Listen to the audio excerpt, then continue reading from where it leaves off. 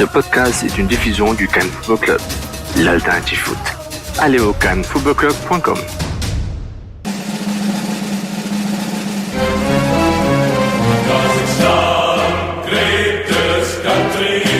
Vous écoutez Sport, Borat et Rock'n'Roll.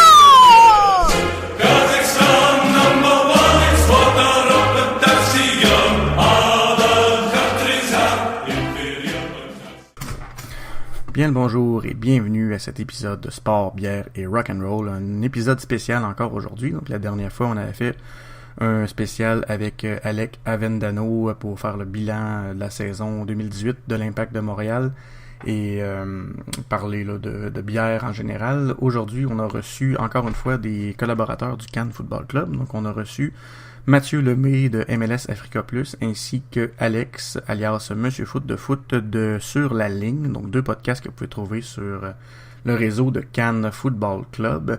Et donc aujourd'hui, on a jasé là, de l'effectif 2019 de l'Impact de Montréal par rapport à l'effectif de 2018, autant de début de saison que de fin de saison. On s'entend que c'était vraiment un effectif complètement différent à la fin de 2018, contrairement au début 2018. Donc il y a eu beaucoup d'arrivées. Donc on fait là, vraiment le bilan de ça.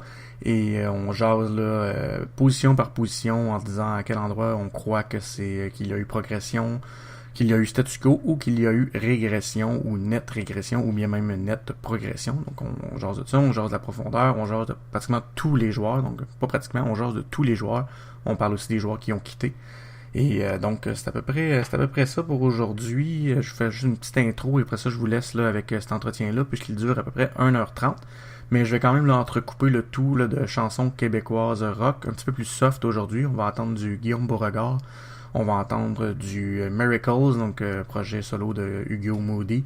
On va entendre du Lubic, un groupe de stoner rock à la Galaxie 500 là, de l'Abitibi, ainsi que du WD-40, donc une de leurs chansons les plus tranquilles de leur dernier album, La nuit après le déluge. Donc c'est à peu près ça qu'on va entendre aujourd'hui. Moi, je vous invite là, à vous abonner à ma page, à la page du Sport, Bière et Rock'n'Roll sur soit iTunes ou Spreaker, parce que maintenant, oui, les podcasts du Cannes Football Club sont séparés page par page, donc vous ne pouvez plus là, vous abonner au Cannes Football Club Plus et avoir tous les podcasts en même temps. Il faut vraiment s'abonner à chaque page, donc ça va permettre là, aux gens de plus choisir là, ce qu'ils veulent entendre, ce qu'ils veulent recevoir comme news, comme update. Donc je vous conseille là, de vous abonner à mon feed ainsi qu'à celui là, tous les autres podcasts là, que je les nommerai pas tous là, mais on a mis surtout là, ceux de nos collaborateurs aujourd'hui, donc de MLS Africa Plus de Mathieu Lemay et Sur la Ligne de Monsieur Foot de Foot. Mais il y a aussi Blogana Podcast, il y a aussi Les Trois Lions, etc. Donc il y a vraiment Couscous Piri-Piri, bien entendu. Donc vous pouvez là, vous abonner à tout ça, c'est vraiment super. Et on vous encourage aussi à aller devenir un Patreon, donc à aller commanditer en quelque sorte les émissions du Cannes Football Club. C'est pas compliqué, vous faites une donation là, selon votre budget, c'est vous qui décidez et chaque dollar là, est vraiment très très très apprécié. Ça permet d'avoir un bon site web, ça permet d'avoir de fonctionner tout simplement et de vous offrir ce magnifique contenu qui en fait est gratuit. Donc donner là, un petit montant, nous ça nous aide vraiment et c'est vraiment là, très très très apprécié. Ça l'aide beaucoup Sid là, à nous faire quelque chose de génial, lui qui travaille beaucoup pour le Cannes Football Club. Donc, on s'en va entendre tout ça. Pas de chronique bière aujourd'hui. Et malheureusement, j'ai vraiment pas le temps. Je suis extrêmement occupé. Et comme je disais, l'entrevue là, dure trop longtemps. Et par contre, un petit hint bière, là, je vous conseille d'aller sur le site de la SAQ par les temps qui courent pour aller regarder la cuvée René de Lindemans, qui est une gueuse belge qui est disponible exceptionnellement en ce moment là, dans les succursales. Donc, allez sur le site, tapez ça, cuvée René gueuse. Et vous allez pouvoir trouver à quel endroit il y en a, dans quelle succursale, et ça vaut vraiment la peine, c'est pas cher, et franchement là c'est un délice, donc un petit hint de ma part. Donc on s'en va entendre le bilan de l'effectif de l'Impact 2019 avec Mathieu Lemay et Monsieur Foot de Foot, ainsi que de la maudite bonne musique. Bonne écoute!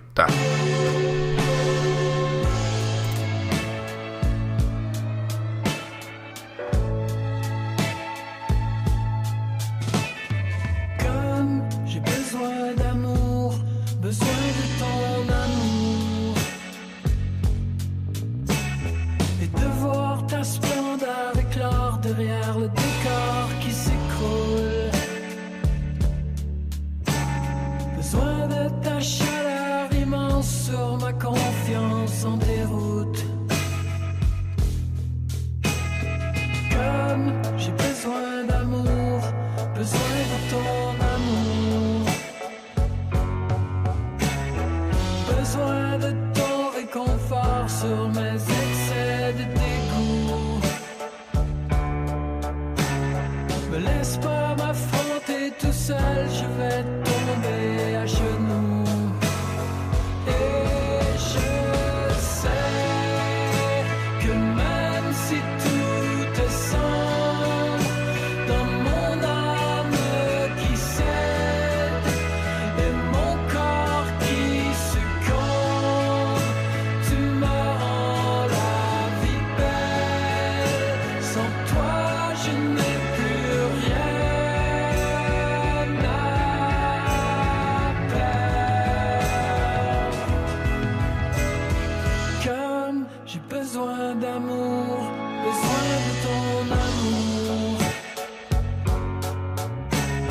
et de voir la lueur d'espoir dans mes idées qui s'embrouillent.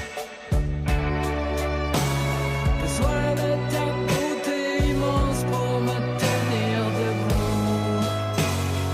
Et je sais que même si tout est sombre dans mon âme qui cède et mon corps qui succombe, tu me rends la vie belle.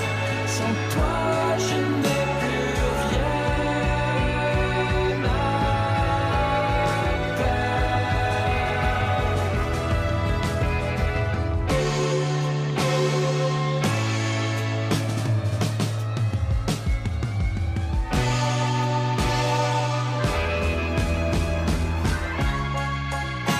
En ces temps immondes,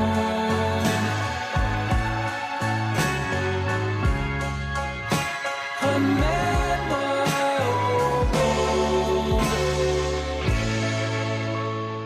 Même quand tout est sombre dans mon âme qui cède et mon corps qui succombe,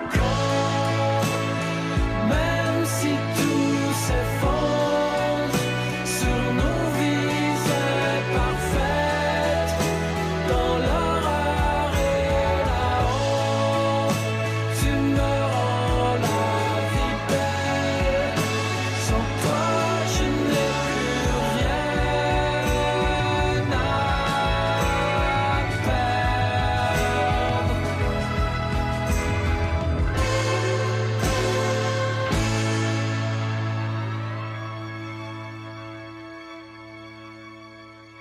Donc, bonjour tout le monde. Nous sommes aujourd'hui en compagnie de deux invités spéciales. Donc, en deux invités, on a trois quarts de français. Donc, Mathieu Lemay qui est à demi-français. Bienvenue, Mathieu. Merci, James. Bonjour à tous et à toutes. Et on a aussi Alex, alias Monsieur Foot de Foot sur Twitter, qui lui est bel et bien 100% français. Salut Alex, ça va?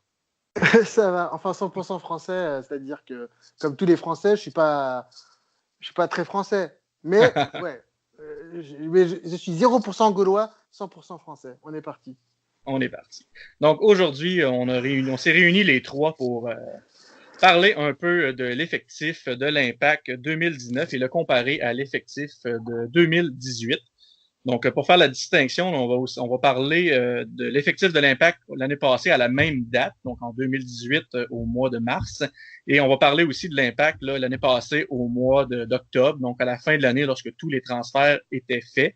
Et on va donc comparer les trois effectifs position par position. Et mes invités et moi allons dire si c'est une amélioration, si c'est une nette amélioration, si c'est un statu quo, une régression ou une nette régression. Donc, on va parler de ça par rapport chaque fois là, aux deux anciens effectifs, donc pour faire la distinction avec l'année passée et le début de l'année passée et la fin de l'année passée. Donc, commençons immédiatement avec le plus simple, en fait, celui où ça n'a pas changé pratiquement pas du tout, le poste de gardien de but. Donc, l'année passée, là, à pareille date, c'était Bush qui était là avec Clément Diop et James Pantemis, et il y avait Jason Beaulieu qui était le quatrième gardien qui était là pratiquement seulement là, pour les entraînements. À la fin de l'année, c'était encore la même chose, et là, au début de l'année, c'est la même chose à l'exception que Jason Beaulieu a été prêté aux Furies d'Ottawa. Donc, j'imagine, Mathieu, que on peut parler de statu quo ici, ou le fait que Bush ait connu une si bonne saison fait qu'on commence la saison différemment avec lui. Ben, en fait, c'est un statu quo pour ce qui est des gardiens en place. Ce qui pourrait changer, c'est est-ce que Pantemis va avoir des minutes, notamment dans les matchs de championnat canadien. On en joue un peu plus cette année, il faut le préciser, avec les équipes de la Canadian Premier League qui entrent en scène dans la compétition. Il pourrait avoir quelques minutes. On se garde Clément Diop en cas qu'Evan Bush soit blessé, selon moi, mais ça, c'est mon humble avis. Dans le cas de Bush, il a progressé parce que Joel Batz a contribué à corriger, si on veut, ou à gommer certains défauts qu'on connaissait chez lui. Et puis c'est là qu'a été la progression chez Evan Bush. Même si l'Impact a accordé beaucoup de buts l'an dernier, on ne peut pas dire que c'était juste le fait du gardien. Mais toujours est-il que là, maintenant, c'est Rémi Vercoutre qui est l'entraîneur des gardiens maintenant, même si Batz va rester encore un peu. Ben, je m'attends, moi, à ce que Bush reste encore le gardien numéro 1. Il ne fera pas nécessairement des gros progrès. Ça peut être des petits progrès. Ça reste, dans le fond, une garantie dans les buts, même si je ne le considère pas comme le meilleur gardien de la MLS, mais il reste que c'est quelqu'un qui peut faire le boulot.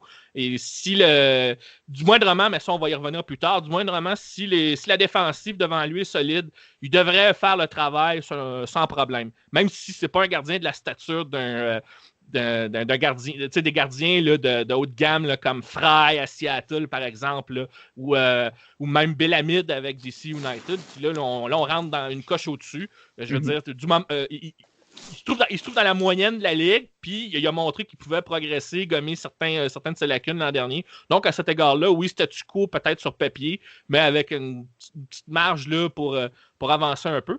Là, je disais que Pantemis va jouer. Je serais curieux de voir ce qu'il pourrait nous donner si vraiment, là, j'ai le sentiment qu'on va lui donner des minutes. Là, on parle d'un jeune, parce qu'il va falloir y penser. Bush ne rajeunit pas, même si c'est un gage de sûreté, si on peut dire, étant donné que c'est un vétéran et que c'est un leader. Mais je suis quand même curieux de voir là, ce qu'un de nos deux jeunes va apporter.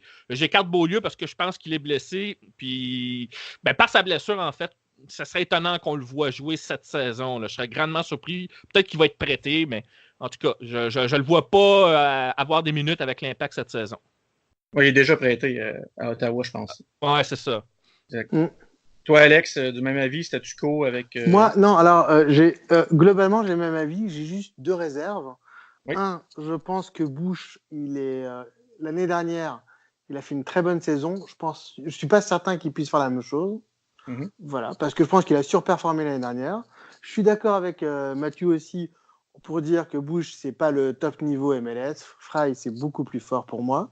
Et mon autre réserve, c'est le nouveau contrat de Bush, qui pour moi pose deux difficultés. La première, c'est que c'est un contrat long. Résultat, on va encore le voir un moment. Et surtout, il a une grosse augmentation de salaire. Donc, à mon avis, quand tu as un gardien comme ça qui a un tel salaire, le mettre sur le banc, c'est plus compliqué.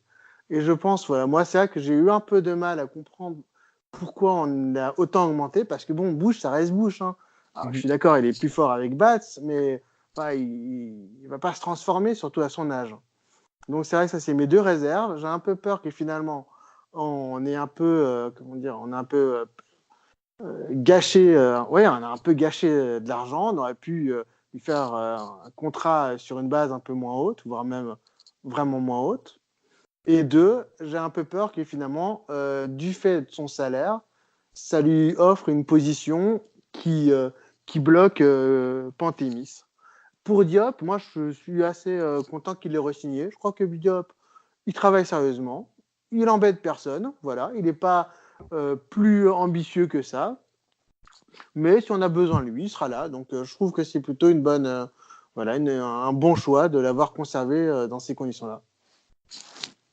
Excellent, excellent. Je suis un peu du même avis que vous. Donc, statu quo avec des réserves, moi aussi. J'ai l'impression, moi aussi, que Bush, là, j'ai comme peur qu'avec la confiance qu'il a gagnée l'année passée, qu'il affronte la saison d'une autre façon.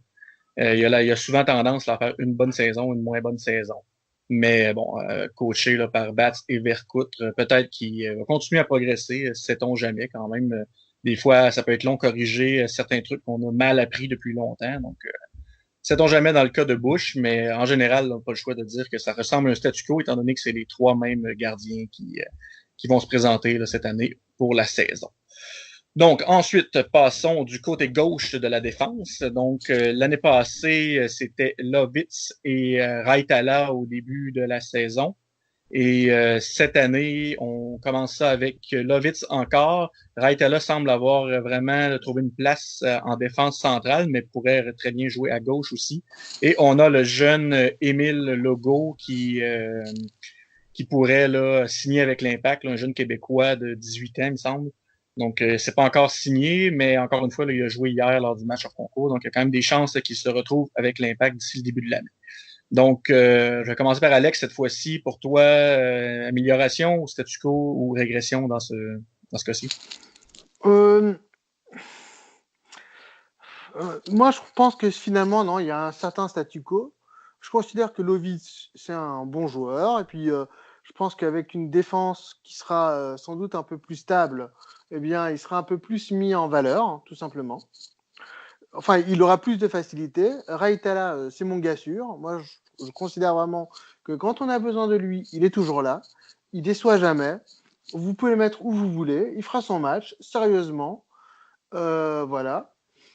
Quant à Legault, alors moi, Legault, je vais être franc, j'ai un peu du mal à situer son niveau. Je pense qu'il y a un certain nombre de gens qui ont des espoirs qui sont pas infondés, mais qui sont pas sur les arguments des espoirs des gens, qui est souvent, il a failli signer au Celtic, mais il y a eu un problème administratif, sa nationalité bloquait. Ça marche pas. Moi, j'y crois pas. Pour moi, Legault, il a la nationalité canadienne, évidemment, mais il est aussi français. Donc, si tu es français, jouer en Écosse, ça pose pas la moindre difficulté. Tu es considéré comme, t'es pas considéré comme étranger. Tu es européen, donc on te signe comme on signerait un Écossais, un Belge ou je ne sais quoi, moi, ou un Britannique. Voilà. Mais non, moi, ça me fait pas peur. Je suis serein sur ce poste-là. Ça sera pas génial, mais ça sera bien plus. Parfait, parfait. Et toi, Mathieu, de ton côté? Pour moi, ça reste un statu quo. Et ça, d'autant plus que je vois mal Daniel Lovitz être encore meilleur que ce qu'il a montré l'an dernier. Je le considérais, pendant longtemps, je le considérais comme un bon petit soldat, voire même un substitut. L'année dernière, il aura tout de même réussi à, déjà, je dirais pas surperformer, mais à hausser son jeu à un autre niveau. Peut-être pas là, drastiquement, mais tout de même de façon assez évidente pour se mériter un poste de titulaire, qui était peut-être un peu par défaut en partant, étant donné le départ d'Ambroise Oyongo, qui a occupé le poste, là, on sait, il n'y a pas si longtemps. Maintenant, Lovitz, ça peut être une base là, comme partant, mais attendez-vous à ce qu'il répète les mêmes erreurs qu'on est habitué de voir chez lui. C'est-à-dire, des fois, il prend sa prise de décision n'est pas toujours la bonne. Je pense pas que ce soit le joueur à l'attaque qui soit le meilleur fournisseur comme latéral gauche, mais défensivement, il peut faire le travail. C'est pas quelqu'un qui, disons, qui, malgré ses erreurs, va nécessairement mettre son équipe en danger en permanence. Ça fait que sur ce plan-là, je me sens correct, même si j'aurais voulu quelqu'un de meilleur au poste, mais on ne peut pas tout avoir. Maintenant, derrière lui, Raitala, on risque plus de le voir en défense centrale, mais il peut être là à gauche pour dépanner. Pour moi, avec ça reste un assez bon joueur aussi. On connaît ses limites, mais c'est le genre de joueur qui se donne à fond et qui ne fait pas non plus des erreurs à mettre son équipe dans le trouble. Pour Émile Legault, on est parti sur la base du fait qu'au tournoi de Toulon avec l'équipe canadienne des jeunes, il a impressionné là-bas. C'est un espoir. Écoute, il n'y a même pas 20 ans. Alors, on va attendre que l'Impact le signe pour peut-être commenter. Ça va peut-être être le cas puisque Daniel Kinumbe, qu'on avait signé, a été prêté au Ottawa Fury, mais avec la possibilité d'un rappel. Ça, il faut le mentionner. Le gars est dans la formation parce que c'est un joueur canadien quand même. Il a la citoyenneté. Et au-delà du fait qu'il a la citoyenneté française, avoir un joueur canadien, ben, c'est pour les championnats canadiens surtout. Si on le garde, il va être là pour apprendre, peut-être prendre des minutes pour les matchs de championnat canadien ici et là. Mais je pense pas que c'est quelqu'un qu'on va mettre là, en situation... dans des situations là, comme titulaire, là, dans des matchs en jeu, là, puis qui va coûter des problèmes qui va causer des problèmes à l'Impact. Je le vois plus là, comme un espoir. Si on le garde, peut-être comme quelqu'un qui peut progresser, grandir avec le club, tout dépendamment comment Rémi Garde et son staff technique vont le conseiller, vont le guider, puis comment les vétérans vont le guider aussi. Hein, la MLS, c'est un circuit particulier où on demande beaucoup aux latéraux comme couverture de terrain. Fait que moi, j'ai hâte de... J'ai pas de grandes attentes pour lui. Je pense pas qu'il va jouer énormément de minutes. Il a l'avantage qu'il peut jouer à droite aussi, ça, il faut le dire. Il peut aller jouer là. Mais non, c'est plus... ça va être plus dans les matchs canadiens si on devait le voir. C'est probablement Lovitz et Raitala en relève au besoin qui vont occuper le poste. Fait que c'est pas un gros changement. Fait que ça reste statu quo pour moi. Parfait. Moi, en ce qui me concerne, je crois que Legault, d'ailleurs, même, je pense qu'il était formé à droite. Si je me souviens bien, là, ce que j'avais lu, et je crois qu'il est droitier de pied. Donc, le gauche, c'est peut-être pas sa position naturelle, mais par défaut, là, en ce moment, il joue à gauche dans l'entraînement. Faut pas écarter que Kinumbe peut être rappelé aussi, hein, c'est un vrai gaucher. C'est ça, exactement. Donc, moi aussi, en ce qui me concerne, ça ressemble pas mal là, au statu quo. Je crois que Lovitz, moi, j'ai l'impression qu'il pourrait s'améliorer encore là, avec la confiance qu'il prend là, avec l'équipe nationale. Il a quand même joué deux bons matchs, même s'il ne sera pas nécessairement rappelé parce que là, c'était des matchs qui incluaient pratiquement seulement des joueurs de la MLS. Mais quand même, là, il y a vraiment une nette progression, surtout si on compare là, au début de l'année passée où on considérait Lovitz justement comme on avait l'impression que l'acquisition de Raitala le reléguait comme second, en fait, et avec les blessures en défense centrale, il est arrivé que Raitala a joué surtout en centrale et Lovitz, pendant ce temps-là, a pris ses aises. Et au niveau offensif, là, je te rejoins. Premièrement, il n'y a pas plus de cibles nécessairement en attaque pour lui, là, pour des centres, parce que c'est pas Routy qui va mettre beaucoup de buts de la tête non plus.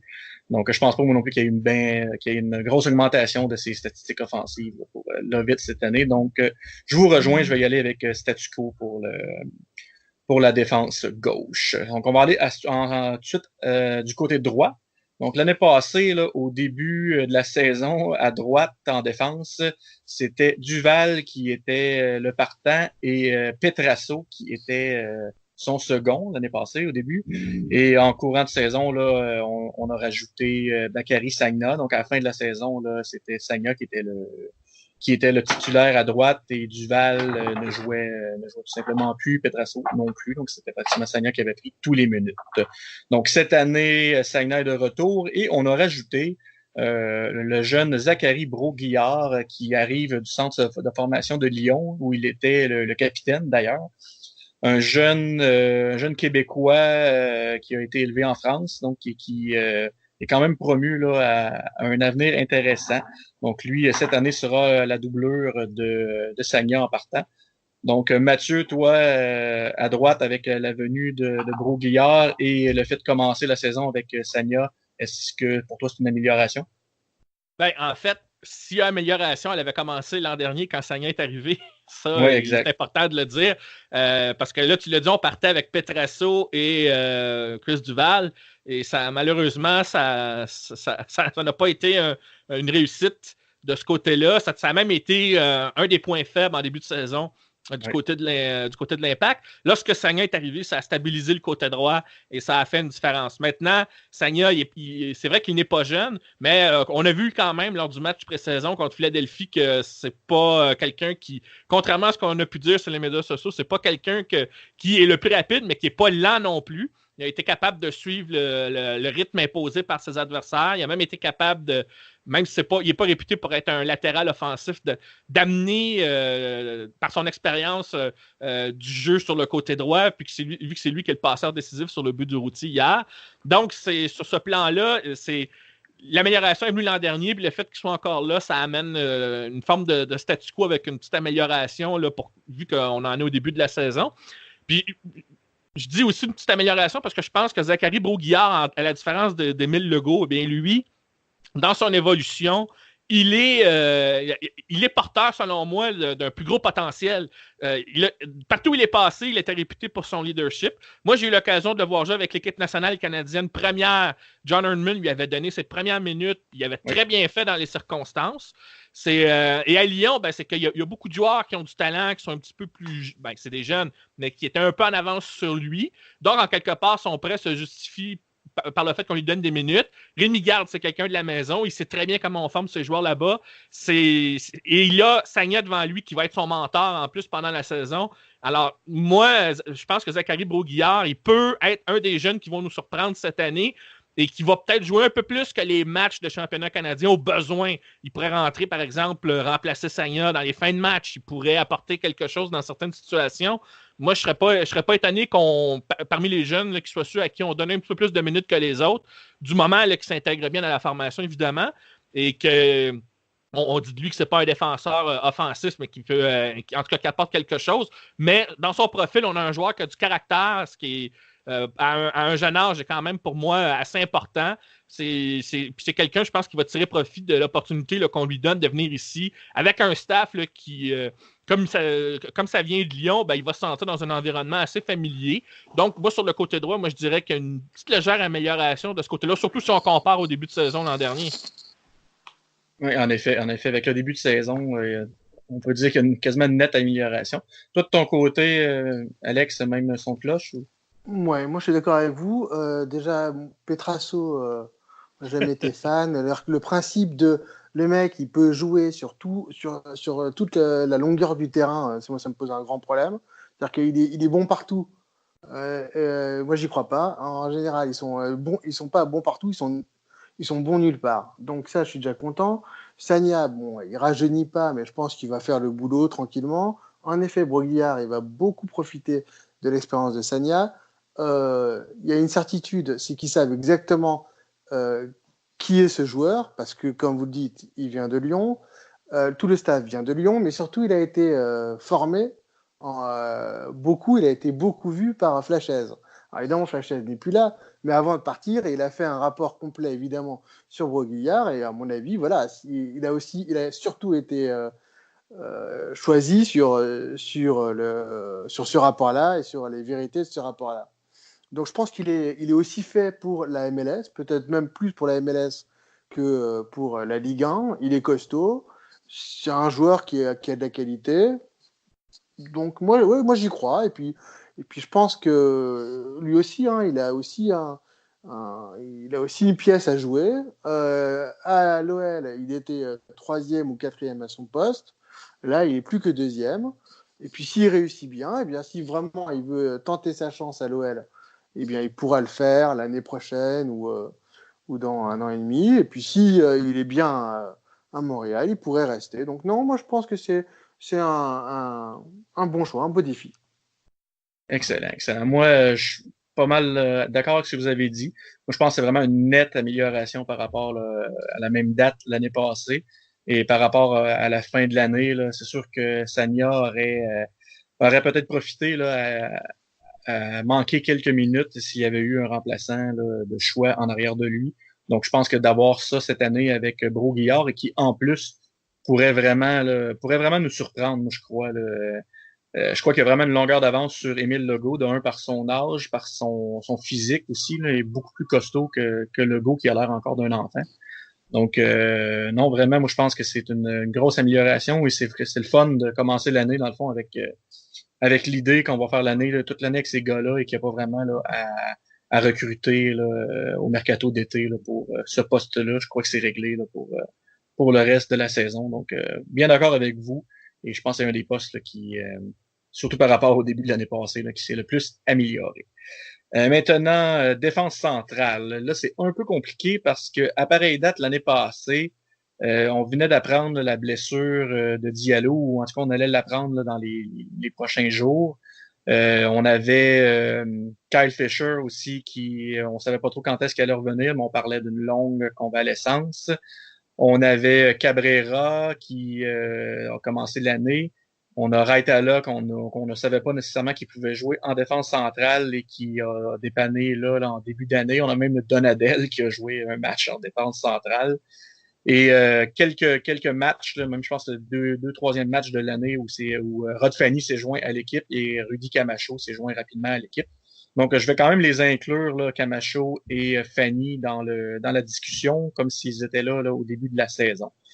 Et à la fin de la saison, ben on n'a pas, il y a personne qui s'est rajouté, donc c'est juste ces gars-là là, qui ont pris des galons. Donc, et là cette année, Fanny est parti et Cabrera est encore là, Diallo est de retour, Camacho est encore là et Raitala est encore là. Fisher est parti aussi. Donc, par rapport là à l'année passée, vous, toi Alex, tu vois ça comment? Amélioration, régression vu le départ de Fanny ou statu quo?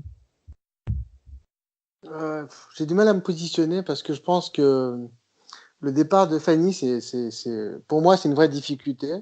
Je pense que Fanny, j'avais vraiment la certitude que lui pouvait continuer physiquement, qu'il garderait son niveau et qu'il amenait beaucoup de calme dans cette équipe. Bon, maintenant, le problème, c'est qu'il y a beaucoup d'autres joueurs à son poste et il y a beaucoup d'autres spots à son poste. Donc, je comprends qu'il ne l'ait pas gardé, mais c'est vrai que je suis quand même très déçu. Enfin, je comprends l'explication, mais je ne suis pas forcément 100% d'accord. Ce que je pense aussi, c'est que Camacho va faire une meilleure saison que l'année dernière. Moi, je pense qu'on n'a pas vu le vrai Camacho. Alors, est-ce qu'il est vraiment très bon ou moyen? Je n'ai pas vraiment d'avis là-dessus, mais je sais qu'il sera meilleur cette année qu'il l'a été l'année dernière. Donc ça, c'est déjà quelque chose qui me rassure. L'année dernière, il a fait 2 saisons en une. Il a fallu aussi qu'il s'adapte. Maintenant, je pense que l'adaptation, il y a quand même beaucoup qui est fait. Et donc, j'ai assez confiance qu'on voit. Enfin, je suis certain qu'on verra un meilleur Camacho. Diallo, c'est pour moi une point d'interrogation. C'est-à-dire que si Diallo est juste moitié aussi bon que ce que Diallo dit qu'il est, je suis tranquille. Moitié, hein. Donc là, vraiment, je suis serein. Donc non, j'attends de voir. Je pense que il se met une grosse pression tout seul. C'est courageux. Et donc, bon, pourquoi pas. Moi, j'y crois. Il faut juste espérer qu'il se refasse pas mal. Mais ça ne m'inquiète pas plus que ça. Il s'est fait mal parce qu'à mon avis, il était à court de forme. Il n'avait pas joué pendant 6 mois. Et bon, on sait que c'est dangereux. Voilà. Autrement, Raitala, c'est mon gars sûr. J'ai pas peur. Et Cabrera, c'est aussi un point d'interrogation. Je ne sais pas trop pourquoi il est encore là. Voilà. Non, effectivement. Parce qu'ils n'ont pas voulu le laisser partir pour rien du tout. Voilà, ça, c'est une des explications que j'ai. Voilà. Et toi, Mathieu, de ton côté? Ben, c'est difficile d'analyser parce que une défense centrale, c'est pas juste les individus, c'est parfois la cohésion de groupe, la communication. Et puis l'an dernier, les blessures avaient chambardé tout et on partait de loin, hein, alors qu'on avait presque plus de défense centrale. D'ailleurs, tu l'as dit, James, d'entrée de jeu. La blessure de Kyle Fisher qui s'est prolongée au point qu'on n'a même pas conservé le joueur et l'absence de Diallo ont tout chambardé. Heureusement, Rod Fanny est arrivé, ça a stabilisé beaucoup de choses et ça a rassénéré, je dirais, tout le reste du bloc. Mais suivant les contraintes salariales et les règles de la MLS, c'était difficile de le conserver. Alors, je peux comprendre la direction, même si j'aurais voulu effectivement, moi aussi, garder le joueur. Je suis d'accord avec Alex que Camacho, on n'a pas encore vu ce qu'il est capable d'apporter. Et on sait qu'en MLS, l'adaptation est parfois difficile pour certains joueurs. Je pense que cette année, ça m'étonnerait qu'il fasse pire. Et si, en plus, la communication se fait bien, il pourrait nous surprendre. Puis d'ailleurs, je pense pas qu'il ait mal fini la saison. On a vu, c'était léger, mais on a vu qu'il y avait des moments où il pouvait nous montrer ce dont il était capable. Peut-être pas assez. Et on va espérer cette année que ça va être le cas, mais je pense qu'il devrait pouvoir le faire. Dans le cas de Diallo, c'est vrai que sa blessure, ça nous laisse un point d'interrogation au-dessus de la tête, mais son parcours indique quelqu'un qui est quand même mentalement assez fort, qui a un certain leadership, et je le crois capable de rebondir, comme il avait rebondi suite à une blessure similaire lorsqu'il était en France.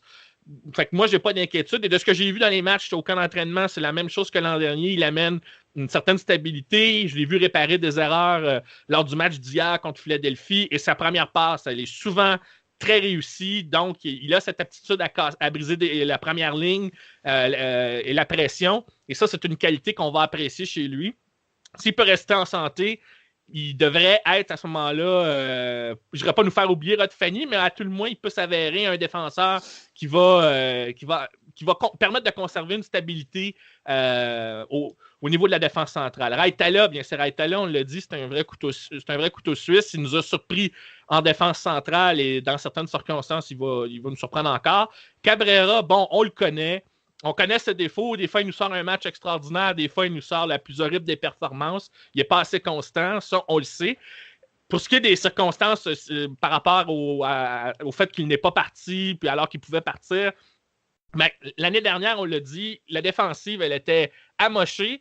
Et alors, le moment où une équipe s'intéressait à lui, l'Impact aurait pas pu le laisser partir parce qu'on avait des gros manques en défense centrale au moment où ça s'est produit. Le timing n'était donc pas parfait pour qu'on le laisse partir alors que l'offre est intéressante. Maintenant, c'est pas vrai que l'Impact ne veut pas s'en débarrasser. Ils veulent quelque chose en retour. Ils ont essayé de leur filer à Dallas pour la transaction avec Maximiano Urruti, mais Dallas n'a pas mordu à la pas. Ça ne veut pas dire que ça ne va pas se faire au courant de la saison. Je m'imagine très bien Cabrera partir en cours de saison du moment qu'une autre offre arrive sur la table. Fait que ça reste à voir, mais c'est clair que pour moi, il ne sera pas, à moins là, de nous surprendre, mais je ne pense pas qu'au point où il est rendu, il puisse nous surprendre. Je ne vois pas Rémi Garde l'utiliser comme titulaire. Je le vois plus comme substitut d'ici à ce qu'il y ait un départ et qu'on mette quelqu'un là qui soit, mettons, ça peut être un jeune ou ça peut être quelqu'un qui amène une certaine assurance, là, qui joue déjà en MLS ou peu importe, et que ça libère une place internationale pour une autre position ailleurs. Mais moi, comme tel, je m'attends.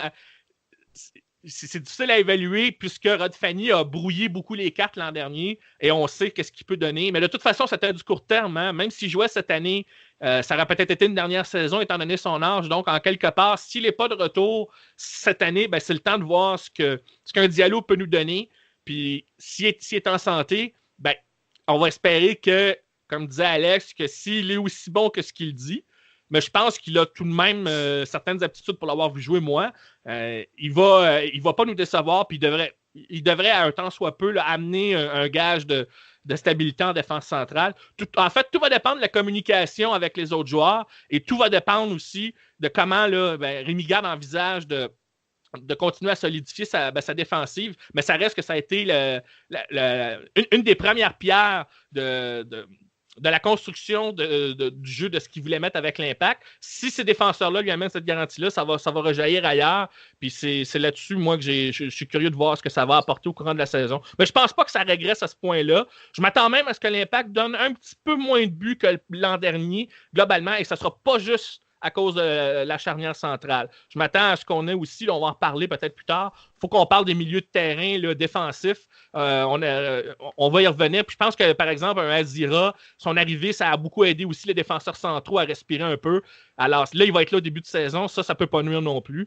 Fait que, mais on va en reparler quand on sera rendu là. D'accord.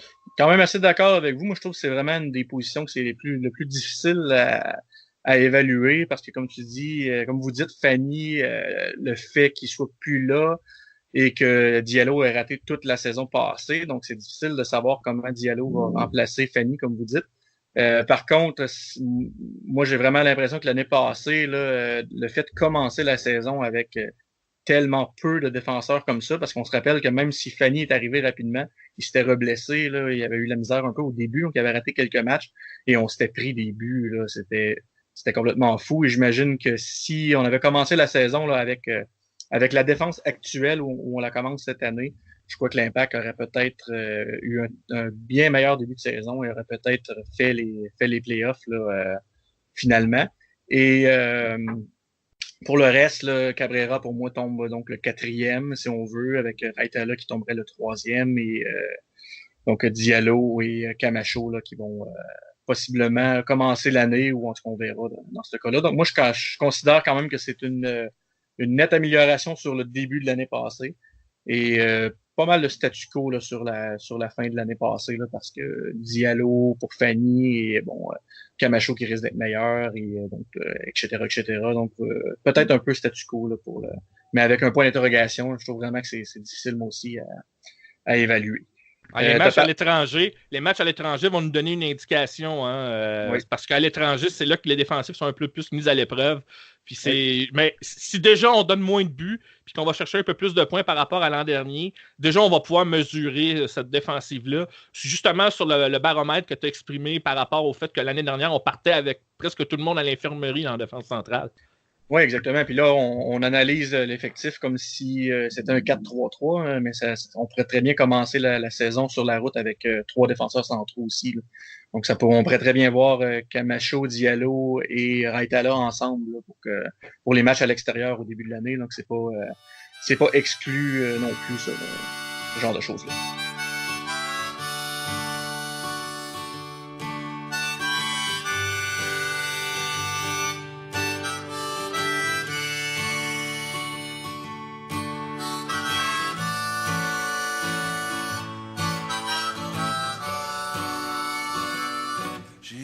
Rencontré ma blonde sur le bord de la veine, vécu nos rêves trop proches du ravin. Je l'ai embrassé dans les rues de Saint-Germain, vieille ville sale, vieille ville sale. Nuages passent devant la lune et les chats traversent la brume. Ressort une fille des rues dans la nuit. Vieille ville sale, vieille ville sale.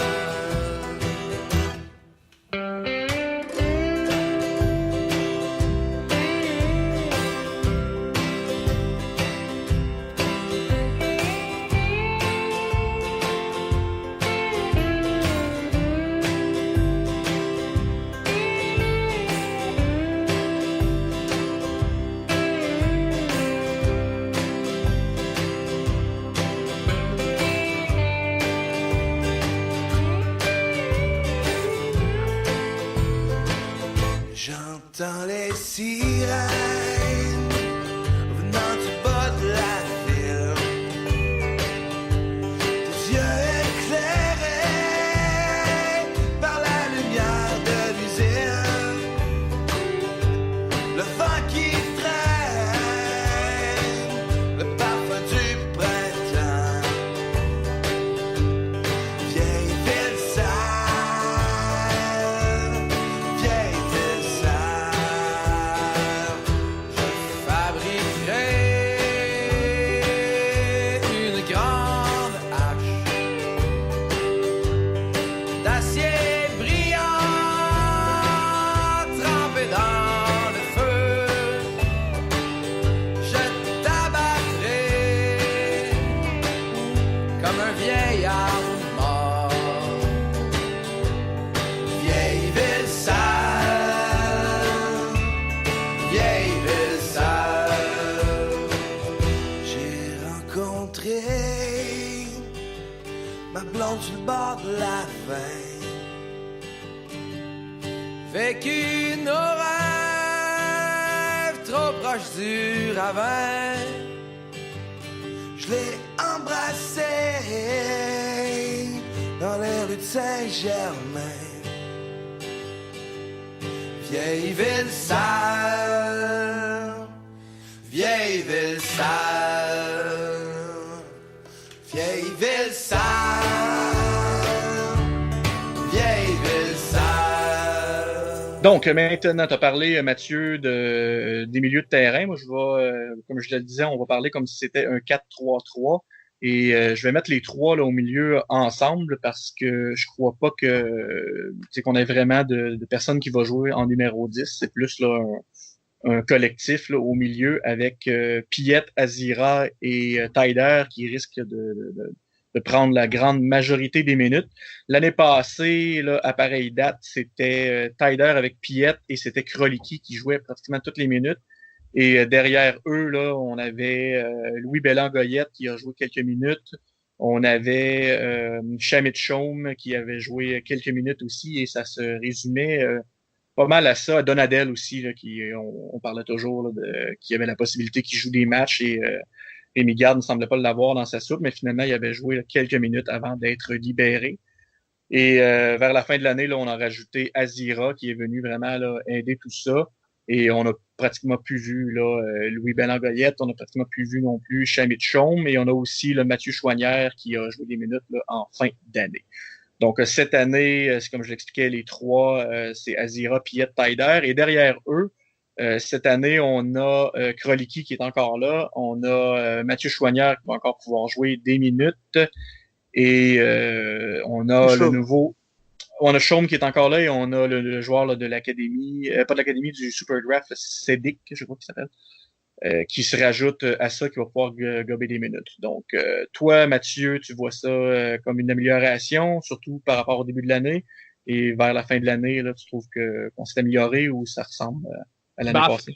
En fait, il y a une marge de progression pour cette année, je pense. D'abord parce que Samuel Piette, il continue c'est encore un jeune joueur, il continue de s'améliorer. Et Rémi Garde travaille justement pour qu'il soit un peu plus impliqué dans le jeu ou dans la construction du jeu, qu'il ne soit pas juste un pitbull ou un bunker, si je puis dire, là, comme milieu de terrain défensif, là, où est-ce que l'adversaire, pour citer Gandalf, vous ne passerez pas. Mais l'arrivée d'Azira vient aussi décharger Piette d'être le seul chien de garde comme milieu défensif. Et en plus, Azira a un profil différent de Piette. C'est quelqu'un qui a moins peur du jeu physique et qui est capable de jouer peu importe le type de terrain. C'est quelqu'un aussi, moi je l'ai vu en sélection nationale ougandaise, c'est quelqu'un là, qui le jeu physique, ça lui fait pas peur. Et donc, son arrivée a vraiment aidé à stabiliser l'entrejeu là, en matière de jeu défensif. Évidemment, lui, c'est un vétéran. Et ça lui arrivait des fois d'essayer de porter le ballon, mais on voyait que c'était pas sa force. Par contre, là où il y a un autre potentiel que j'ai hâte de voir, moi, c'est Saphir Taider. Et je fais pas ça, je ne dis pas ça pour plaire à Sofiane, bien au contraire. C'est que on sait que Saphir Taider, il a un volume de jeu impressionnant. Il l'a montré en fin de saison l'an dernier. Et en plus, là, on part avec déjà le fait qu'il n'y aura pas le souci du sélectionneur là, comme avec Rabah Madja l'an dernier. On a vu que ça l'avait beaucoup dérangé. Plus l'adaptation à MLS parce qu'il s'était pris, on s'en rappelle, un carton à la suite là, contre la Nouvelle-Angleterre. Puis là, on avait vu là, que son jeu, là, ça a mis du temps à démarrer. Quand tout s'est replacé, puis je pense que Rémi Garde a eu son mot à dire avec ce joueur-là qui le voit comme un joueur majeur et pas juste parce que c'est un joueur désigné. Je m'attends à ce que le volume de jeu et le jeu de Saphir Taider prennent une autre dimension cette année. Peut-être pas en termes de statistiques, mais dans ce qu'il peut apporter dans toute ce que j'appellerais toute la zone entre les deux surfaces de réparation. C'est comme ça que je le vois. Puisqu'à défaut d'avoir un milieu offensif ou un milieu plus technique qui viendrait aider là, à casser des lignes ou à être un vrai meneur de jeu, comme j'attends qu'on en ait un à Montréal, peu importe s'il joue en 10 ou en 8 ou à la Pirlo, peu importe. À tout le moins, on bénéficie avec Saphir Taider d'un joueur qui a une marge de progression comme Piette, qui pourront peut-être là, amener quelque chose dans le milieu autrement que par leur aspect défensif. Puis ça, c'est quelque chose qu'il va falloir, je pense, surveiller cette année. Rémi Garde, c'est quelqu'un qui aime bien les joueurs qui ont un dépassement de fonction, puis qui veut les amener progressivement à le faire. Et moi, c'est là-dessus que je trouve que ça va être intéressant. Dans le cas de Mathieu Chouanière, de tous les jeunes de l'académie, c'est un de ceux qui a un fort potentiel et c'est celui qui, l'an dernier, dans les minutes qu'il a joué, il a montré des belles choses, plus offensivement que défensivement. Alors, il n'y aura peut-être pas des statistiques exceptionnelles, mais c'est quelqu'un qui a fait toute l'académie. C'est quelqu'un qui, en tout cas, à la fin de la saison, Rémi Garde lui a fait confiance, n'a pas hésité à lui donner des minutes, même dans les derniers matchs de la saison.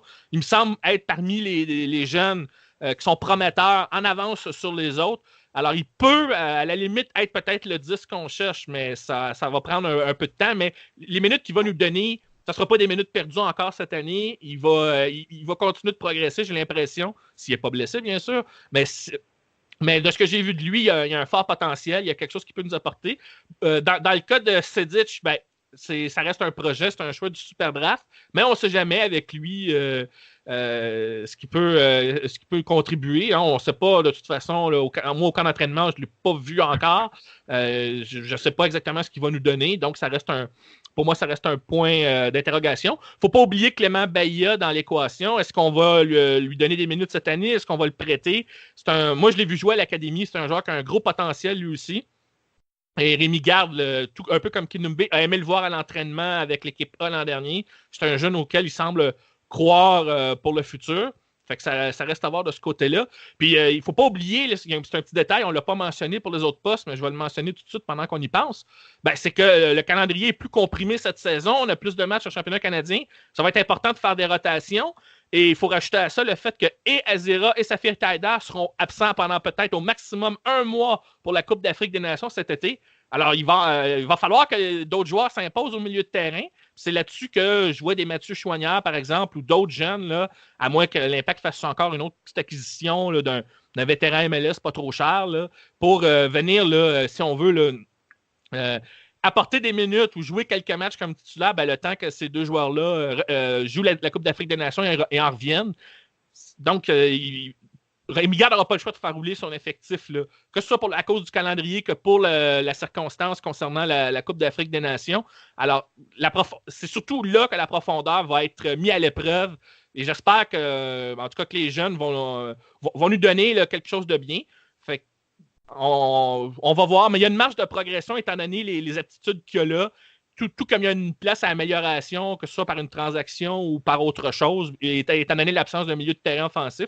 Mais bon, il y a un potentiel, fait que ça va être un wait and see, comme on dit en anglais, là, pour voir. Mais je ne pense pas que ça va régresser à ce point-là, parce que les joueurs, ça reste que ce sont des joueurs dont on connaît les aptitudes là, pour ceux qui sont là. Et puis, on sait que par leur jeune âge, ils ont une marge de progression. Kroliki, je pense qu'il va encore progresser aussi, même si c'est quelqu'un qui court beaucoup. Est-ce qu'on va le voir plus à l'aise avec le ballon cette année? Je l'espère. Mais lui, il n'y aura pas forcément un rôle offensif, le Kroliki. Il va être là pour dépanner, pour reposer des pieds d'Azira. Là. Mais disons qu'il y a une marge de progression en attendant qu'on ait un milieu offensif, là, quelqu'un qui soit plus technique. Moi, je pense que c'est là qu'il y a la seule lacune dans la formation, à moins que Mathieu Chouanière là, vienne nous surprendre plus qu'on s'y attend. Là. Excellent. Toi, Alex, quelque chose... Moi, rapidement, oui, je suis d'accord avec Matt. J'ai juste 2-3 bricoles à dire. Éventuellement, je pense que Taider, il va faire une meilleure saison. Je ne suis pas certain qu'il faille espérer qu'il prenne beaucoup plus d'importance dans le jeu offensif, mais je pense qu'il va faire une meilleure saison. Maintenant, il sait exactement comment jouer, ce qu'on attend de lui, il connaît la ligue, donc je pense que Taider fera mieux. Piet, je pense aussi qu'il monte en puissance, donc il fera aussi mieux. Toujours dans le même registre, mais en élargissant un petit peu son registre. Donc ça ne m'inquiète pas du tout, au contraire. Et puis finalement, avoir le brassard, ça va aussi lui donner, je pense, quelques libertés supplémentaires. Et voilà, donc ça sera bon pour lui. Kroliki, il monte aussi en puissance. Il va rester là, et c'est vrai que moi, je pense que Kroliki, il a un autre intérêt, si j'ose dire. Il a une autre force, c'est qu'à l'entraînement, il est exemplaire. Et autour, avoir cet exemple, même si cet exemple, il est très jeune, voilà, ça va rappeler à tout le monde que, c'est qu'à l'entraînement qu'on gagne cette place et que ce qu'a fait Kroliki l'année dernière, d'autres peuvent le faire. Et qu'il suffit évidemment d'avoir le niveau requis, mais qu'il suffit aussi d'être à fond à l'entraînement et de s'investir totalement. Et quand on s'investit, bien on a 10 minutes, on a l'occasion de briller. Voilà. Pour Azira, c'est pareil. Hein. Il est arrivé finalement il y a peu de temps. Donc je pense que maintenant il sera plus installé dans l'équipe, il sera plus installé en général. Donc il va aussi monter en puissance. Ma question et mon espoir, c'est Sejdik. Moi, j'ai envie de le voir. J'aimerais bien le voir déjà à l'entraînement parce que ça m'intrigue. Je sais pas pourquoi, mais ce joueur-là, il m'intrigue. Donc, j'espère qu'il aura quelques minutes et puis qu'il pourra montrer à l'entraînement, qu'il mérite aussi de rentrer, parce que je pense que il peut offrir des choses que les autres ont peut-être moins en eux. Voilà. Excellent. D'après moi, dans le cas de Cédric, c'est qu'il nous intrigue parce que, dans le fond, c'est le deuxième joueur pris au Super Draft par Rémi Garde. Et Kroliki, l'année passée, c'était vraiment quand même une bonne prise. Donc, on se dit peut-être que c'est le genre de joueur qu'ils ont surveillé, qu'ils ont décidé de prendre et qui pourrait apporter quelque chose à l'équipe. Moi, je suis d'accord avec vous pour ce qui est de la plupart des choses que vous avez dit. Moi, je crois que Taider, en ce qui me concerne, va avoir des meilleures statistiques, tout simplement parce que l'année passée, je ne sais pas combien de ballons il avait envoyé à Mancuso, que Mancuso a envoyé dans la stratosphère. Donc, même si on n'est pas 100% satisfait de l'acquisition de Urruti, les trois, je pense qu'on va en parler plus tard. Je pense quand même que au moins 3-4 ballons qu'il a envoyé l'année passée à Mancuso, que si ça avait été Urruti, ils auraient mis dedans. Donc, je pense qu'il va y avoir peut-être plus de passes décisives, peut-être moins de buts pour Taider parce qu'il va y avoir moins peut-être à se lancer en avant. Là, mais moi, je pense quand même qu'il y a une amélioration, surtout si on compare au début de l'année passée où Kroliki a vraiment été lancé dans le bain parce qu'il n'y avait aucune autre option. Mais par exemple, là, sur la fin de l'année, là, ça se ressemble vraiment beaucoup. Sinon, le fait que Mathieu Choinière a vieilli un peu, a appris de l'année passée, semble un peu plus en confiance en début d'année. J'ai pas grand espoir en Chaume et Cédric, on vient d'en parler, là, on sait pas trop quoi s'attendre. Donc, je crois quand même là, qu'il y a une amélioration sur le début de l'année, mais sur la fin de l'année, je crois que ça va ressembler. Et moi, à la fin de l'année, j'étais quand même satisfait là, de la performance de nos trois milieux. Puis on va en reparler plus tard. Là, moi aussi, là, l'absence d'un meneur de jeu, c'est une des choses qui me titille énormément. Mais bon, il n'y a pas eu de mercato d'été encore non plus, donc on va attendre de ce côté-là. Donc, ça ressemble pas mal à ça.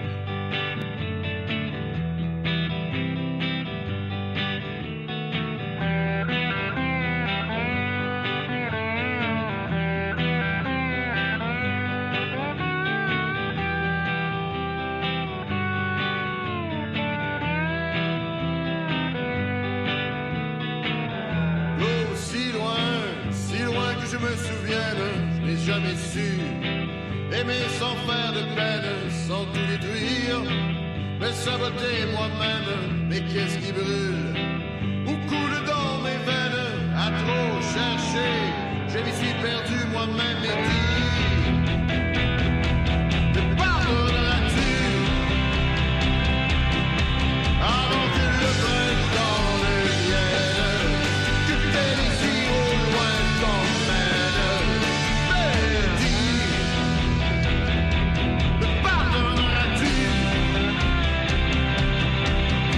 Fais tatouer en prochaine ou pas avec une autre hyène.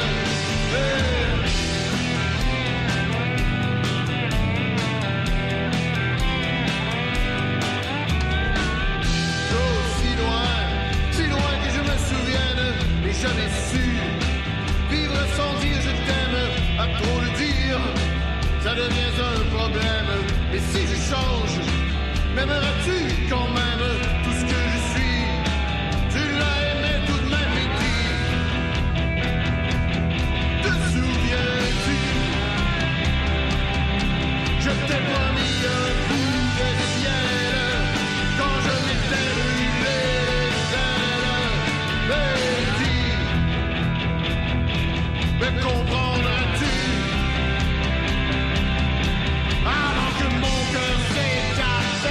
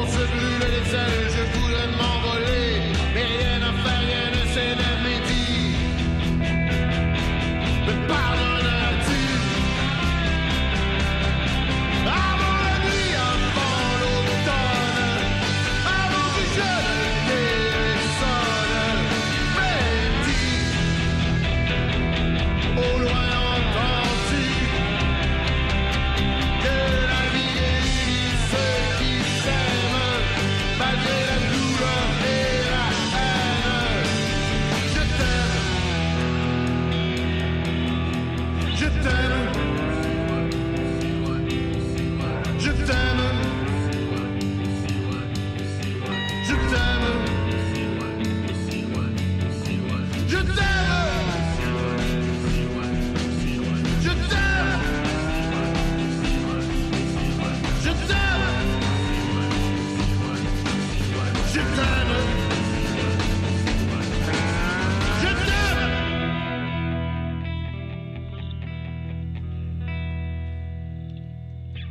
Maintenant, allons sur l'attaque. Donc, commençons par rendons à César ce qui revient à César, Ignacio Piatti, donc le côté gauche de l'attaque. Piatti risque encore une fois là, de jouer beaucoup de minutes cette année. Il en a joué énormément l'année passée. L'année passée, il avait comme backup, si on veut, au début de l'année, on parlait de Jason Vargas qui pouvait jouer à gauche. On parlait de David Choinière qui pouvait jouer à gauche. Mais ça ressemblait pas mal à ça. Cette année, donc c'est encore Piatti là, qui s'emmène comme figure de proue à gauche. Mais là, derrière lui, on a Novillo qui peut être tassé à gauche là, s'il y a de quoi. Et on a Mathieu Choinière là, qu'on a nommé tantôt, là, qui peut jouer au milieu comme qui peut jouer à gauche. Là, on l'a vu hier lors du match préparatoire. Là, il a pris la place de Piatti. Mais disons que ça ressemble pas mal à l'année passée. Donc, toi, Alex, considères-tu que, étant donné que Piatti risque de jouer pratiquement toutes les minutes, c'est un total statu quo de ce côté-là ou tu vois ça autrement? Non, moi je vois ça autrement. Parce que je pense que finalement Piatti il sera mieux entouré. Enfin surtout, je pense qu'assez rapidement, Piatti il connaît Mancosu, hein, comme nous tous, il sait qu'il était nul, et donc je pense que parfois il a fait des choix individuels qu'il n'aurait pas fait s'il avait eu un peu plus confiance dans son attaquant. Donc je pense que là finalement, au lieu d'avoir presque seulement le choix d'y aller lui tout seul, au lieu de forcer la frappe, au lieu de vouloir tout le temps être le sauveur, il aura d'autres options et donc il aura, à mon avis, un peu plus de facilité. Alors maintenant, est-ce que Piatti vieillit aussi un peu? Est-ce qu'il va réussir à avoir les mêmes capacités physiques que l'année dernière? Bon, ça reste une petite interrogation, mais non, moi je pense vraiment que finalement, pouvoir lever la tête et qu'en levant la tête, il n'y a pas que quelqu'un qui sait être décevant, pourri, comme dirait Borat. Bien, ça va lui offrir d'autres on peut être perspectives. pourri de talent. Hein. Ah oui, on peut être pourri, on peut être pourri gâté, on peut être pourri tout un tas de... Mancosu, il était pourri. Hein, voilà. Donc voilà, j'ai fini là-dessus. Et puis bon, quant à Choinière, bon, pour moi, c'est une interrogation. Moi, j'espère, je pense que j'ai l'impression que Garde le regarde avec un œil favorable, donc ça c'est sympa. Et Novillo, en effet, si Piatti ne peut pas jouer, Novillo, il peut reprendre son poste de prédilection. Donc on parlera tout à l'heure de Novillo, mais c'est vrai que c'est une option au cas où Piatti serait fatigué, suspendu, un peu touché. Voilà. Toi, Mathieu? Ben, c'est évident que lorsque tu compares avec ce qu'on avait l'an dernier avec Mancosu, on change complètement la dynamique cette saison là, avec un attaquant en tout cas plus confirmé là, avec Maxi Urruti. En plus, peut-être parce qu'il est argentin, on parle d'une complicité avec Piatti, donc ce ne serait pas à dédaigner non plus.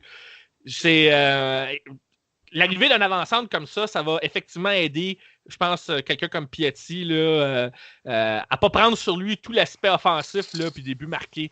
Parce que s'il y a une chose moi, j'espère que l'Impact va s'améliorer cette saison, c'est surtout à l'étranger. On a réussi à avoir une bonne saison à la maison l'an dernier en comparaison à il y a 2 ans. Mais là, et Rémi Garde l'a dit, il faut qu'on joue mieux à l'étranger. Mais pour ça, c'est là que tu as besoin d'un avant-centre un peu plus solide. Et en ce sens-là, je pense que Urruti apporte quelque chose de plus qu'un Mancosu. Mais bon, ça, à un moment donné, la comparaison ne tient plus quand tu regardes les statistiques entre les deux hommes. Maintenant, pour ce qui est d'Harry Novillo à l'aile droite, c'est vrai qu'on fait la comparaison avec Alejandro Silva, mais Silva n'a pas eu des statistiques exceptionnelles non plus. Puis il a eu besoin d'un petit temps d'ajustement dans la MLS avant de vraiment montrer ce qu'il pouvait apporter à l'équipe. Maintenant, la réalité, c'est qu'il y avait une autre équipe en Amérique du Sud qui était intéressée à ce service. Et Silva avait envie de partir suite à cette offre-là. Donc, on ne pouvait pas le retenir contre son gré pour en faire un mécontent là, dans la formation. Fait Mais que là, ça, c'est trop vite. Là, c'est ça. Mais non, non. rendu à droite. OK, mais je le souligne tout de suite. Non, mais et là-dessus, là, on va chercher un joueur comme Novillo. Oui, il joue à l'aile droite, mais il peut jouer ailleurs. Mais on va élaborer plus tard sur ce joueur-là. En fait, je dirais que Novillo, ça peut être une surprise intéressante parce qu'il se trouve que Rémi Garde le connaît, le joueur. Donc, si vraiment l'an dernier, Novillo lui a dit j'ai fait amende honorable, je suis plus fort mentalement, je suis prêt à faire mes preuves. Si Rémi Garde connaît bien le joueur pour l'avoir connu au centre de formation et soit prêt à ce qu'on lui accorde un contrat, ben c'est probablement parce qu'il lui fait confiance. Puis jusqu'à maintenant, à l'entraînement, il démontre en tout cas de belles aptitudes et même une complicité avec d'autres joueurs sur le terrain. Fait que moi, j'ai hâte de voir ce que ça va donner. Puis je vais me garder des arguments pour plus tard quand on va parler des ailiers. Là. Pour ce qui est de l'autre avancante, il faut qu'on parle d'Anthony Jackson-Hamel. Lui, il n'a rien à perdre. Mais en même temps, est-ce que son profil conviendrait à une équipe qui voudrait garder un peu plus le ballon comme Rémi Garde le souhaite? C'est là-dessus que j'ai des questions. Mais si Jackson Hamel veut partir de Montréal, il faut qu'il se mette en valeur. Alors, c'est à lui de se donner pour les moments où on va lui accorder une chance là, quand on a besoin de remplacer Urruti ou dans d'autres circonstances de match. Pour que, pas forcément pour que Rémi Garde change d'avis à son sujet, mais en tout cas pour qu'il se mette en valeur et qu'il se rachète un peu par rapport à son attitude qui ne l'a pas aidé, je pense, l'an dernier. Puis c'est pas un blâme, c'est pas un reproche que je lui fais, c'est des choses qui arrivent. À un moment donné, on connaît une saison, on a 9 buts, fait qu'on croit que tout nous est acquis parfois. Et c'est malheureusement la réalité d'une saison n'est pas la même d'une saison après. Donc, il y a beaucoup de choses à se faire pardonner cette année. Et s'il veut évoluer sur d'autres cieux où il serait plus à l'aise, ben, il faut qu'il profite là, des minutes qu'on va lui accorder sur ce plan-là. Puis ensuite, ben, là, ça aussi, on va en parler de lui plus tard parce qu'il joue à l'aile. Mais moi, je ne serais pas étonné qu'on voit par moment Okwanko comme avancante, étant donné que c'est quelqu'un qui aime aussi bien le jeu physique que la vitesse. Donc, je sais que quelqu'un m'avait cité sur les médias sociaux que c'est une sorte de Oduro 3.0 parce qu'il amène une dimension physique en plus de la vitesse. Fait que, bon, mais ça reste un jeune joueur. Ça reste un projet qui vient de Bologne, mais pour l'avoir vu jouer là, avec les espoirs chez les jeunes Africains, il y a un gros potentiel, il y a lui aussi une marge de progression. Et je ne serais pas étonné qu'on le voit comme avançante parce qu'on va peut-être y revenir plus tard. Toi-même, James, tu as parlé de formation tactique, jouer à 3 défenseurs, mais en attaque, Rémi Garde pourrait décider de passer à 2 attaquants en fin de match, par exemple, avec 2 avancantes qui sont de 2 types différents, puis de jouer en 4-4-2 pour finir les rencontres. Il peut aussi opter pour des formations hybrides pendant le match selon le fait qu'on défende, qu'on n'a pas le ballon ou quand on a le ballon. Il l'a fait à Lyon. Je ne vois pas pourquoi il ne le ferait pas à Montréal, étant donné justement les joueurs qu'il a à sa disposition, puis le fait qu'il y a des jeunes qui peuvent mouler un peu plus, étant donné aussi ce qu'ils peuvent apporter. Puis je parlais du dépassement de fonction tantôt. Alors, ça, au niveau tactique, c'est bien parce que si tu te donnes cette marge de manœuvre-là, ben, tu peux surprendre tes adversaires, tu te donnes plus de munitions, tu te donnes plus d'alternatives. Puis c'est quelque chose qu'on a longtemps reproché à l'Impact de manquer d'alternatives. Alors, il faut parfois s'en donner. Même quand on les a pas tous sous la main. Déjà, quand on en a un peu plus, moi, j'ai hâte de voir. Mais au départ, c'est l'arrivée d'Urruti à la place de Mancuso tout de suite là, dans le 11 partant. Ça va faire une différence. Même si Urruti marquait que 10 buts dans une saison, ça va faire une différence. Et ça va rejoindre ce que Alex disait. Piatti, ça va peut-être le libérer. Et peut-être que Piatti va nous offrir des meilleurs matchs à l'étranger parce que c'est souvent les matchs à l'étranger où Piatti disparaît un peu plus, contrairement aux matchs à la maison. Puis j'aimerais ça que Piatti soit presque aussi bon à l'étranger, puis c'est là que Urruti peut faire la différence. Parce que Urruti, c'est un travaillant aussi, hein? C'est pas quelqu'un qui attend envoyez-moi le ballon, là, tu sais. Non, exact. Exactement. Bon, tu m'as un peu devancé sur les choses qu'on devait parler, mais c'est pas grave. Donc, à gauche, on disait Piatti et donc on est allé un peu partout parce que dans le fond, à l'attaque, on dirait que tout le monde peut un peu s'interchanger. Du côté droit de l'attaque, l'année passée, là, au début de l'année, souvenez-vous, on avait Raheem Edwards qui a commencé l'année-là. Et derrière lui, là, on parlait de Jason Vargas qu'on pensait mettre à droite. On avait Michael Salazar qui a été prêté, qui est revenu, qui a été prêté. Et un petit peu plus tard là, dans la saison est arrivé Alejandro Silva qui, on en a parlé un peu tantôt, lui a pris un certain temps à s'adapter tellement que plusieurs fans là, sur Twitter ont ont blâmé l'Impact là, de l'avoir acheté. Ils disaient que c'était vraiment un mauvais achat. On s'en était parlé, moi et Alex, dans un des podcasts où on disait que tout le monde était un peu trop rapide sur Silva. Finalement, Silva a bien fini la saison, surtout au niveau des passes décisives, parce qu'au niveau des buts, en ce qui me concerne, là, c'était sa faiblesse. Là, il en a vraiment manqué il a manqué des occasions là, énormes l'année passée. Donc, je pense que ça a été bien du côté de Silva, mais ça n'a pas été parfait. Cette année, du côté droit, donc c'est Novillo qui semble être le partant, même si son poste de prédilection est à gauche. Donc, il va commencer la saison à droite. Et derrière lui, là, on ne sait pas trop. Il y a Clément Baya qui peut jouer là. Il y a Okwongo qu'on dit qui est un right wing et un attaquant. Donc, peut-être que c'est Okwongo qui prendra des minutes si Novillo faiblit ou si Novillo se blesse ou déçoit, peu importe. Donc, toi, Alex, est-ce que tu crois que Novillo pour Silva et ce qu'il y a en arrière, là, c'est un peu l'endroit où ça a changé le plus, là. Donc, est-ce que toi, tu considères que c'est mieux ou tu as un autre avis?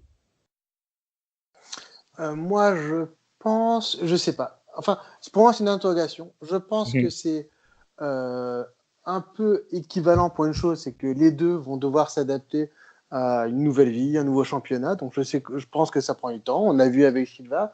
Entre le Silva des premiers moments et le Silva de la fin de la saison, ça a beaucoup changé. Comme tu l'as dit, on l'avait dit pendant le podcast, que nous, on pensait que les gens étaient durs et que ça pouvait changer. Ben, ça a changé. Et donc, voilà, moi, j'espère que Novillo, il va laisser ses vieux démons derrière lui.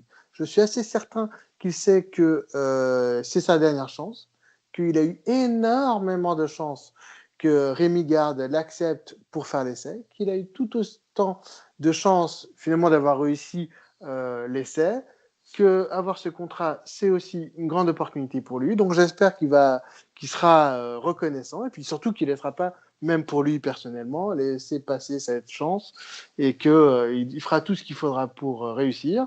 Je pense aussi que... Oui, chanceux aussi du départ de Silva, si on veut. Ça aussi.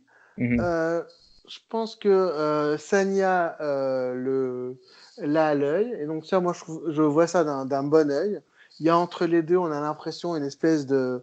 Enfin, je pense que, voilà, Novillo, il a bien compris que Sagna avait des choses à lui apprendre. Et puis, voilà, il y a une certaine, à mon avis, admiration pour Sagna et pour la carrière qu'il a eue. Sagna, il a eu une carrière magnifique. Il a très bien réussi en PL. Il a eu une carrière en équipe de France qui était quand même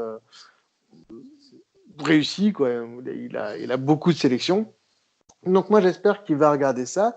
Le seul petit truc que j'ai vu dernièrement, alors là, je sais pas, vous allez peut-être pouvoir m'aider. Moi, je trouve qu'il est quand même massif. Alors je me demande, est-ce qu'il est massif parce qu'il est musclé, ce qui est possible, parce qu'il est à cet âge-là, où les joueurs sont musclés, enfin ils seront jamais aussi musclés qu'à cet âge-là, hein. Entre le CR7 de cet âge-là et le CR7 d'aujourd'hui, ben, il est beaucoup moins costaud, il est beaucoup moins baraque, hein. Donc voilà, donc j'espère que c'est ça et que... Non mais j'y crois. Novillo, comme on l'a vu en jeune, s'il arrive à retrouver ces capacités-là, il va faire vraiment, vraiment, vraiment il va faire des cauchemars, pardon, à ses adversaires directs. Parce que c'était un super joueur, un joueur rapide, intelligent, il va les rendre fous. Maintenant, voilà, est-ce qu'il va réussir? Sur les gens qui sont derrière, bon, ben, c'est des jeunes joueurs, il faut espérer que ça réussisse. Et au Congo, moi, je pense en effet qu'il vaut mieux peut-être qu'on peut l'imaginer des deux côtés. La seule chose que je voudrais pas voir, c'est Novillo en attaque. Ça, s'il vous plaît, il faut arrêter le bricolage. Les mecs qu'on interchange, là, non, ça, c'est plus possible. Je veux plus voir ça, on arrête. Merci beaucoup. Un avantage qu'il a sur Silva aussi, à mon avis, c'est les coups francs et les corners que semble vraiment... Garde semble vouloir donner ces responsabilités-là là, à Novillo. C'est peut-être d'ailleurs une des raisons pourquoi il s'est autant intéressé à lui, surtout sachant que Vargas allait quitter peut-être. Ouais. Toi, Mathieu, tu es d'accord avec Alex? Ben, c'est vrai que Novillo peut sembler un point d'interrogation, mais Silva l'était aussi au moment où on avait été le chercher parce qu'il n'y a pas beaucoup de gens qui l'avaient vu jouer. Alors, c'est là qu'on va voir si. Là, c'est pas tellement le recrutement, mais c'est plus Rémi Garde, puisque Novillo s'est entraîné avec l'équipe l'année dernière. C'est là qu'on va voir si Rémi Garde a eu du flair de le faire signer. Faut rappeler que Novillo a signé avant qu'on confirme que Silva parte. Donc, je pense que Novillo était prêt à accepter un rôle de substitut. Hein. Pour moi, c'est un signe qu'il a peut-être fait acte d'humilité. Là, il y a une opportunité devant lui. Puis de ce que j'ai vu au camp d'entraînement, il semble vouloir la saisir. Et Alex l'a bien souligné, il y a une complicité qui se développe à droite avec Bakary Sagna. Moi, je trouve ça intéressant. Pour ce qui est maintenant de l'aspect massif, on reprochait à l'Impact de manquer de présence physique. Alors, probablement que en plus de ça, puis Okonkwo aussi, c'est quelqu'un qui aime le jeu physique. Ça va amener une nouvelle dynamique dans le jeu de l'Impact. Voire même, peut-être on va marquer un peu plus de buts sur le plan aérien à cause de ça. Moi, j'ai peur qu'il soit gros. Hein. Excusez-moi, j'ai peut-être pas été direct. Hein. J'ai peut-être pas été clair. Moi, j'ai peur qu'il soit un petit peu gros. Je sais pas si c'est du muscle ou si c'est un petit embonpoint. Ouais, mais pour l'avoir vu jouer hier, je pense, en tout cas, il n'a pas paru lent ou il n'a pas paru manquer d'énergie. Au contraire, moi, je trouve il y a une différence peut-être entre être massif et être gros. Là. Honnêtement, tu sais, Balotelli en début de saison en Europe, lui, tu voyais qu'il y avait son côté massif, c'était pas c'était pas sa taille puis ses muscles. Tu voyais qu'il y avait un surplus de poids là. Puis on pourrait parler d'autres joueurs comme ça. Moi, j'ai pas trouvé que ça paraissait dans le cas de Novillo, mais peut-être que le début de saison va nous faire mentir. Mais moi, sur ce plan-là, c'est bizarre à dire. Et James l'a souligné, il prend les corners, il prend les coups francs. Si le moindrement, il nous amène quelque chose de qualité sur ce plan-là, c'est déjà un plus. Parce que, mais moi, je suis persuadé que ce sont des aspects que tous les joueurs partent à égalité et peuvent travailler pendant l'entraînement. Là. Au-delà des schémas tactiques, des profils des joueurs, ce qui est les coups de pied de coin puis les coups francs, ça, c'est quelque chose que tout le monde peut travailler, peut améliorer. Je veux dire, Didier Drogba, là, qu'on a à Montréal, là, qui était fort sur coups francs, mais quand il a commencé sa carrière, là, il n'en tirait pas des coups francs. Là. C'est quelque chose qu'il a travaillé. C'est tous des aspects. Tu peux aller sur YouTube, tu peux trouver 200 façons de travailler ces aspects-là. Ça se trouve, ça s'enseigne. Alors, moi, je suis persuadé que Rémi Garde n'est pas ignorant, puis il fait travailler cet aspect-là. Et je pense qu'il voit en Novillo peut-être celui, même si Safir Taider n'est pas un mauvais tireur non plus, il voit en lui peut-être là, celui qui va les tirer selon la situation, là, coup franc direct ou indirect, là, on verra bien. Mais il le voit comme un de ces joueurs-là qui va probablement là, tirer ces coups-là. Maintenant, pour ce qui est du départ d'Alejandro Silva, ben c'est sûr que Silva, il a ses aptitudes. C'est quelqu'un qui amenait de la vitesse, qui amenait de la percussion. Dans le cas de Novillo, c'est un profil qui va peut-être être légèrement différent, mais Alex l'a dit, si on retrouve une bonne portion de son potentiel qu'il avait montré à l'époque où il était avec la formation de Lyon, ça sera déjà un plus pour l'Impact. Ça ne sera pas le même profil qu'un Silva, mais ça peut amener quelque chose qui peut dynamiser l'attaque de Montréal de façon différente, en tout cas pour ce qui est de l'aile droite. On parlait tantôt de décharger Piatti un peu là, pour éviter qu'il soit le seul joueur. Ben, si déjà Novillo peut juste remplacer Silva en tant que tel comme étant une menace à droite, peu importe le type de menace, ça va déjà aider l'Impact au même titre que Silva avait pu aider un peu là, Piatti sur cet aspect-là en fin de saison. Même si c'est pas du tout le même profil de joueur. Et moi, déjà, ça ne pourra pas nuire. Dans le cas de Okonkwo, s'il apporte déjà quelque chose, ça sera déjà du boni, ça sera du tout bénef. Il va avoir sa part de minutes, moi j'en suis persuadé. Parce que c'est, à un moment donné, comme j'ai dit, il va falloir faire de la rotation. Et là, juste pour finir là-dessus, je sais qu'Alex a souligné qu'il ne voulait pas de bricolage. J'en veux pas plus non plus, mais au lieu de voir du bricolage, moi, je reviens sur l'importance des alternatives. Si on joue un 4-4-2, Novillo pourrait être l'attaquant qui jouerait reculé, donc il jouerait un peu comme un ailier, mais il serait un attaquant reculé, puis Urruti serait plus en avant, et on finirait les matchs avec peut-être plus de présence dans la surface. Ça serait ce genre de situation-là. Ça ne serait pas bricolé, mais ça serait travaillé. Parce que je suis persuadé que Rémi Garde, il pense à ça. Il ne veut pas rester confiné à une seule option tactique ou à changer un joueur poste pour poste pour espérer finir les matchs s'il va aller chercher un résultat ou un but. À un moment donné, tu veux. Le soccer, c'est un peu comme un jeu d'échecs. Tu veux surprendre ton adversaire. Alors, à un moment donné, tu ne peux pas rester confiné juste à un aspect tactique. Sinon, ton adversaire, il peut avoir un avantage sur toi s'il sait le moindrement comment te neutraliser, même avec des substitutions. Donc, il ne faut pas enlever cette option-là. Je ne dis pas qu'il va la faire en permanence. Il va avoir une base, selon moi, solide qui ne sera pas improvisée sur laquelle il va travailler. Après, quand vont venir les changements ou les situations de match, ça serait bien qu'il y ait un peu de marge de manœuvre pour travailler. Et je pense que les joueurs qui sont là avec l'Impact, ils ont ce potentiel-là d'amener quelque chose, étant donné la possibilité que Gall envisage un changement dans la formation tactique pendant la rencontre. Moi, c'est comme ça que je le vois. Moi, je vois pas ça comme du bricolage. Là, tu mets un joueur n'importe où parce que là, tu as des blessés, tu as des manques ou à un moment donné... bon, ça, c'était un peu circonstanciel. À un moment donné, on a mis Ray Tala par défaut comme défenseur central. Ça, c'était un bricolage, mais qui a tourné à l'avantage de l'équipe parce qu'il avait joué un petit peu là. Mais je pense pas qu'on en voit tant que ça. Rémi Garde, c'est un pragmatique. Il va pas se mettre à bricoler juste pour nous enfumer ou pour nous dire vous m'avez demandé de faire de la rotation, de faire mes 3 changements, vous voyez que je l'ai fait. Il fera pas ça comme ça, bien au contraire. En effet. Moi, mon avis sur l'aile droite, en général, là, je pense qu'on est à une longueur d'avance sur début de l'année passée, parce que, premièrement, Novillo, là, contrairement à Silva, est là depuis le début du camp d'entraînement. Donc, il a fait le camp d'entraînement au complet, ce que Silva n'avait pas fait. Deuxièmement, il connaît Rémi Garde et il est francophone. Donc, Silva n'était pas seulement... c'est pas seulement qu'il parlait pas français, ne parlait pratiquement pas anglais non plus, donc il était pratiquement unilingue espagnol. Donc déjà, l'adaptation, je pense, pour Novillo va se faire plus rapidement, déjà qu'elle a déjà commencé, contrairement à Silva, comme je le disais. Par contre, là, je pense qu'on part avec un retard sur la fin de l'année, parce que Silva était vraiment performant là, à la fin de l'année, et je pense que ça va prendre quand même un certain temps avant que Novillo ait ce niveau-là. Donc, moi, je mets vraiment une différence là, avec le début de saison de l'année passée, et la fin de saison pour ce qui est du poste à l'aile droite. Mais je crois qu'en cours de saison, là, si ça se passe bien pour Novillo, on pourrait il pourrait très bien dépasser là, l'apport qu'avait Alejandro Silva là, l'année passée lorsqu'il était à son top. Mais ça reste des questions. Pour ce qui est du backup, moi je suis beaucoup plus à l'aise là, avec Okwongo, même si je le connais pas beaucoup. Je suis beaucoup plus à l'aise avec lui là, qu'avec que ce soit Salazar, que ce soit Edwards ou que ce soit même Oduro. Là. Donc, je pense que pour la profondeur, là, il y a quand même une amélioration. Et même le Clément Baya, là, je préfère voir un jeune comme lui là, prendre ces minutes-là que ceux que je viens de nommer. On va terminer ça. Oui, excuse, vas-y. Non, j'allais faire une blague. J'allais dire, t'as pas cité Lucas Santivero, c'est bien. Ouais, non, c'est ça. Là, on parle d'une autre époque complètement. même si c'est pas si lointain. Puis il y avait Vargas aussi qui a joué. Ouais.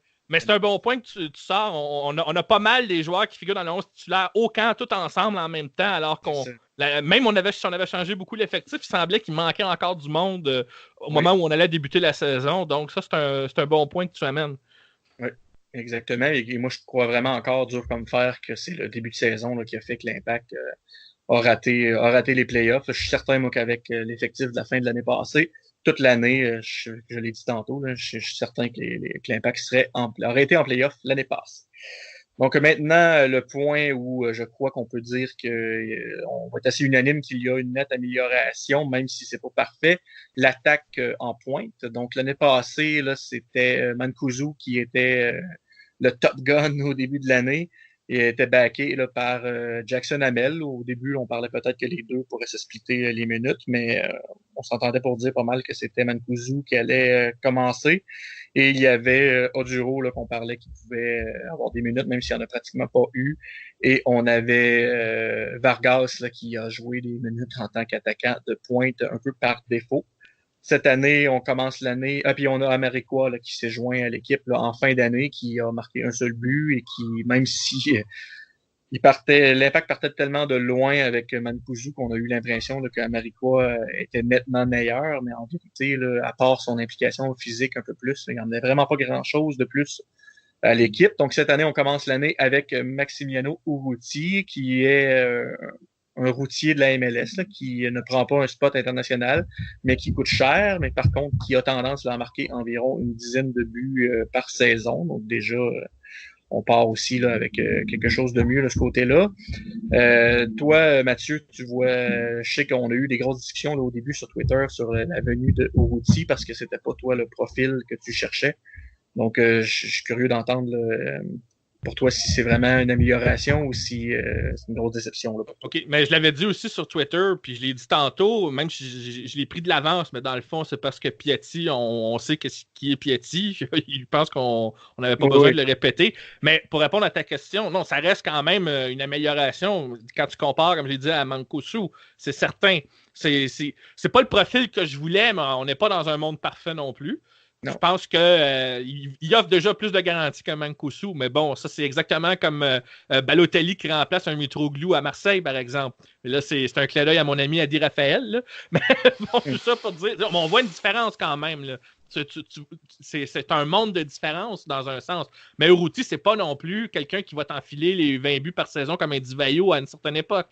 C'est juste ça que je dis. Mais moi, j'aurais souhaité un joueur, peut-être, parce que je parlais de la présence physique, j'aurais peut-être voulu un attaquant qui aurait amené cette dimension-là. Et ça, Urruti, c'est pas quelque chose qu'il a. En revanche, peut-être que Novillo et Okonkwo à l'aile droite vont amener cette dimension-là, ça peut compenser. C'est là-dessus que moi, je suis quand même un peu encouragé, même si je pense qu'on peut encore améliorer cet aspect-là. Parce que, regarde, dans les fins de match, c'est souvent des centres qu'on va voir, qu'on va tenter pour marquer des buts. Puis les buts de la tête viennent souvent dans les fins de match. Ça peut faire la différence. Donc, l'aspect physique, c'est quelque chose qui est important dans une équipe. Mais Urruti, globalement dans le jeu, c'est certain qu'il va amener quelque chose. C'est quelqu'un qui est travaillant. Il peut développer une complicité avec Piatti, comme j'ai dit tantôt, par le fait qu'il soit argentin.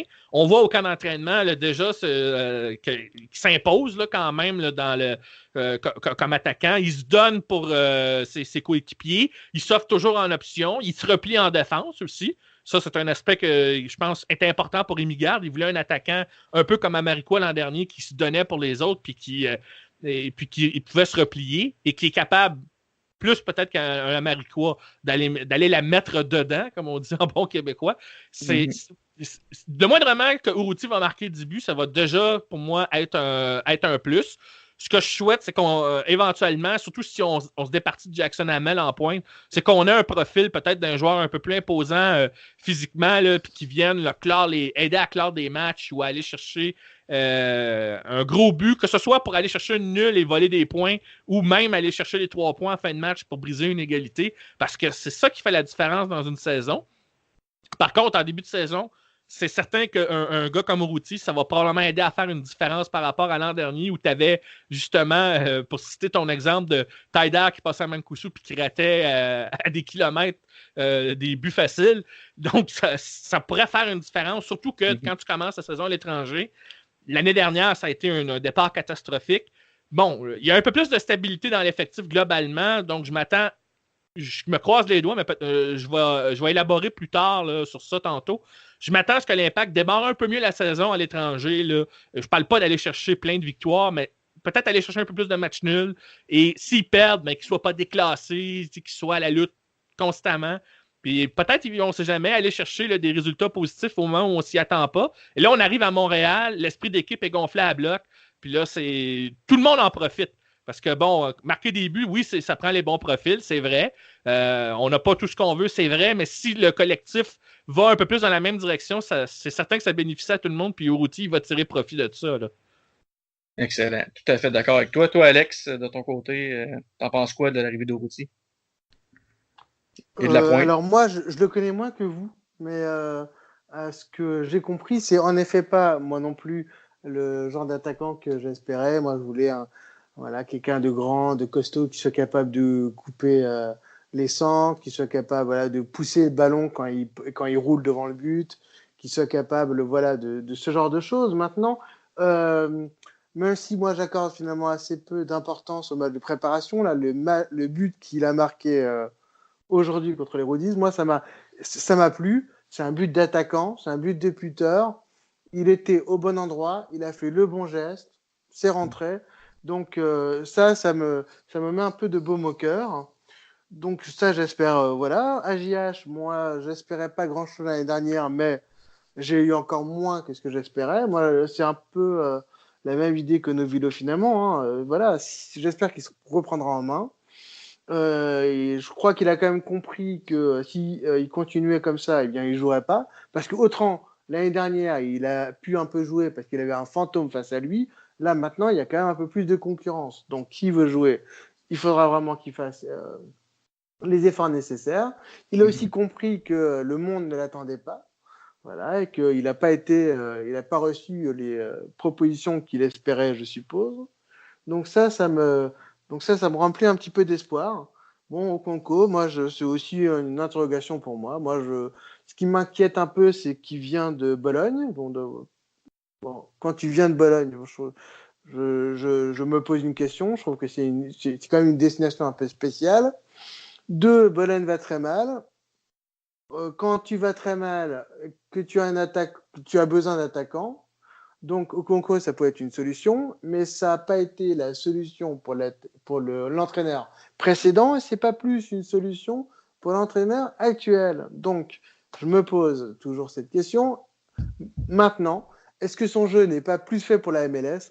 Ça, sans doute. Donc, finalement, je reste quand même positif. Donc, non, moi, Urruti, c'est pas ce que j'espérais, mais je pense que c'est mieux et j'espère qu'il marquera et qu'il donnera beaucoup à l'équipe. Maintenant, je suis pas certain que les gardes attendent vraiment qu'il fasse du travail défensif. Ça, je suis assez sceptique là-dessus. Je pense que finalement, il attend de lui qu'il marque et qu'il participe, qu'il marque, qu'il fasse marquer, enfin, qu'il fasse des brèches, qu'il use les défenses, mais pas beaucoup plus. Voilà. Ouais, juste une correction, c'était Philadelphie, pas les Rowdies contre qui l'Impact a joué. Non, c'est ça, c'était à Tampa Bay. Mais oui, excuse-moi, pardon. Ouais. Contre l'Union de Philadelphie. Okay. Donc, on a pas mal fait le tour de toutes les positions. J'avais d'autres questions pour vous autres, les gars, mais là, on est quasiment rendu à 1h30 de placotage depuis tantôt. Donc, mais Sofiane et Nilton ont fait 2 heures, alors c'est pas grave, les fans de l'Impact en demandent tout le temps. Ouais, c'est ça. Exactement. Mais on va quand même écourter un petit peu là, la fin. On va y aller avec une conclusion. Vous, en général, parce qu'on en a parlé on a parlé poste par poste. Vous, comparé au début de saison de l'année passée, comparé à la fin de saison de l'année passée, l'effectif actuel, vous le voyez comme... est-ce que vous le voyez comme une amélioration, comme un statu quo ou comme une régression? D'abord, toi, Alex. Pour moi, c'est amélioration. Voilà, il y a un vrai attaquant. Tout le monde connaît mieux la ligue. Tout le monde connaît mieux son copain d'à côté. Le staff connaît mieux la ligue et connaît mieux ses joueurs. Amélioration, sans aucune hésitation. Surtout, j'imagine, comparé au début de l'année passée. Là. Non, là, évidemment. Excellent. Toi, Mathieu, de ton côté? Je suis d'accord avec Alex. C'est une amélioration parce qu'il y a de la continuité par rapport à l'an dernier avec l'effectif qui est en place. Puis les joueurs qui viennent se greffer à cette formation-là, ben, ça va être plus simple de s'intégrer au sein de ce que j'appellerais des tauliers qui sont là. Alors moi, c'est sur ce plan-là que je suis confiant que l'équipe soit meilleure pour la saison prochaine. Là, j'y vois une amélioration. Puis je ne le mesure pas, moi personnellement, je ne le mesure pas en termes est-ce qu'on fait les séries ou pas. Je ne pense pas que ce soit la meilleure unité de mesure. L'Impact, 2 fois, ils ont mesuré leur effectif en fonction de ça, puis l'année suivante, ils se sont plantés. Donc, moi, je vois plus ça en termes de pas juste de préparation ni de cette unité de mesure-là, mais comment l'effectif progresse ensemble. Puis c'est là-dessus que je rejoins Alex.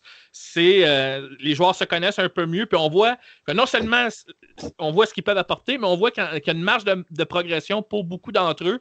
Alors ça, c'est sur ce plan-là que je suis encouragé. On n'a pas liquidé tout le bois mort, mais on en a beaucoup moins, puis là, ça diminue d'année en année là, depuis que Garde est là. Et le staff connaît un peu mieux la ligue. Ils ont même montré tout de même pendant la saison l'année passée qu'ils pouvaient s'ajuster. Juste à titre d'exemple, on parlait des phases arrêtées. L'Impact encaissait beaucoup moins sur phases arrêtées en fin de saison que dans la première moitié. Donc, ça veut dire qu'on avait serré les boulons. On accordait moins de pénaltys. On avait moins de fautes et moins de cartons en fin de saison qu'en début de saison. Donc, Rémi Garde et son staff, ils ont compris un peu les réalités de l'arbitrage en MLS. Alors, ils ont su s'ajuster. Et s'il y a cette continuité-là, cette saison, dans à peu près tous les départements, il n'y a aucune raison pour que cette équipe-là, non seulement ne s'améliore pas, mais en plus arrive à nous créer des surprises par moment encore cette saison, ou même progresse. C'est là-dessus, moi, que je vais surveiller ça. Progresse dans le jeu, parce que c'est là-dessus qu'on va mieux mesurer le progrès de l'Impact. C'est si l'Impact garde plus souvent le ballon, s'impose un peu plus par rapport à l'adversaire. Rémi Garde avait exprimé ça en conférence de presse de fin de saison, qui voulait une équipe qui soit un peu plus dans la domination sur le terrain, qui prenne un peu plus le jeu à son compte. Alors, j'espère qu'on va voir ça cette année. Je souhaite, parce que l'ADN de la contre-attaque qu'on a eu pendant toutes les saisons à MLS avant que Rémi Garde arrive, là, je pense qu'on l'a usé jusqu'à la corde et que ça devrait être un plan B, ça, la contre-attaque au besoin, lorsque tu sais que tu affrontes un adversaire qui est peut-être plus talentueux que toi. Là, on parle d'Atlanta United, là, par exemple, mais il y a des situations où on peut. Et je pense qu'ils ont donné des signes contre Philadelphie hier, même s'il y a des aspects encore un peu brouillons. On peut s'imposer, on peut prendre le jeu à notre compte, puis on peut montrer à l'adversaire que c'est pas eux qui vont venir dicter la rencontre chez nous, même quand on va aller vous rendre visite. C'est sur ce plan-là que moi, j'espère voir une amélioration, mais je sens qu'on va la voir quand même. Et c'est sur ça qu'on peut mesurer le progrès de l'équipe, beaucoup plus que si on faisait les playoffs. En fait, ça va être une résultante de tout ça, au bout du compte, les playoffs, et non pas juste un signe que l'effectif est bon par rapport à ça. Tout à fait d'accord avec toi. Moi aussi, je vais dans le même sens que vous. Je pense que c'est une nette amélioration sur le début d'année passée et une amélioration même sur la fin de saison. Seul bémol, pour moi, c'est Rod Fanny. J'ai vraiment peur là, que Diallo se blesse, là, on en a parlé. Et j'ai peur que les autres ne prennent pas autant le relais. J'ai peur que le calme et le leadership de Fanny nous manquent. Mais à part de ça, là, je pense que à part quelques interrogations qui commencent un peu à se clarifier, là, je pense que vraiment on a un meilleur effectif. Et surtout, je crois que là, on a un effectif plus à la main de Rémi Garde. Et je crois que cette année, on va plus voir la grosse force que l'Impact a dans cette ligue-là, c'est-à-dire un personnel d'entraîneur supérieur, selon moi, à beaucoup d'équipes. Donc, je pense que cette année, là, on va plus constater là, que la force de l'Impact, là, c'est d'être une bonne petite équipe, mais très bien coachée. Donc, je crois que Petit Train peut aller loin et surtout, là, on n'est pas en train de prier le Seigneur pour un sauveur là, au mercato d'été comparé à l'année passée. Donc, le mercato d'été peut seulement servir là, à renforcer quelques points. Justement, les interrogations qu'on a, si ils sont encore là rendus en juillet, le mercato d'été servira peut-être rendu là à solidifier quelques postes. Là. Donc, moi, vraiment, je vois, contrairement à d'autres, là, je vois la saison quand même d'un œil assez positif, sans dire là, qu'on est des grands prétendants là, à la Coupe MLS. Là. C'est correct, hein? Ça, c'est correct si on progresse petit à petit. Tu sais, on disait tantôt qu'il manquait un meneur de jeu. Il peut arriver durant l'été. C'est pas obligé d'être une superstar ou un sauveur, comme tu dis, mais on peut se dire, voilà la pièce manquante là, pour venir finir la saison en force. On gagnera peut-être pas le titre, mais l'équipe va progresser petit à petit. Puis c'est bon, surtout si on veut changer l'ADN de l'équipe, ça se fera pas en criant ciseaux. Je l'avais dit l'an dernier. Ça se fait progressivement. Puis j'aime mieux ce genre de progrès-là que, par exemple, des mirages où là, on mesure le progrès en fonction du résultat, puis l'année suivante, justement, on régresse, parce qu'en réalité, on n'avait pas vraiment progressé, au fond. Oui, exactement. Bien, tout à fait d'accord avec toi. C'est un très bon point. Alex, tu avais quelque chose à rajouter? Non. Enfin, si, on peut déjà faire des souhaits. Moi, j'aimerais quand même bien avoir mon 9 un jour. Voilà. Mais déjà, c'est déjà mieux que rien. Parce qu'en fait, moi, je suis arrivé bien après vous, et moi, j'ai jamais eu de 9 à l'Impact. Voilà. Mais moi, j'ai une question pour toi, Alex. Est-ce que si le 9 il venait de Strasbourg, est-ce que tu serais content? Ça dépend. Si vous venez me le faucher maintenant, non. Ça dépend, vous avez combien en centaines de millions à donner? Non. Mais franchement, à Strasbourg, il y a vraiment de quoi faire votre 9. Non, il y a moyen. Non, j'ai d'autres idées, rassurez-vous. Laissez-moi faire. Envoyez-moi. Alors, pour ça, vous pouvez m'envoyer votre numéro je sais pas quoi, de Western Union. N'hésitez pas. J'en ferai bon usage. Au pire, on ira le chercher au marché de Noël de Strasbourg. Ah ouais, exactement. Entre deux vins chauds. Et voilà. Vous aurez un pochetron. Voilà. Donc, je vous remercie beaucoup, les gars. Ça a été. On a pratiquement fait. On n'est pas loin du 2 heures, donc rajouter l'intro que je vais rajouter et quelques chansons.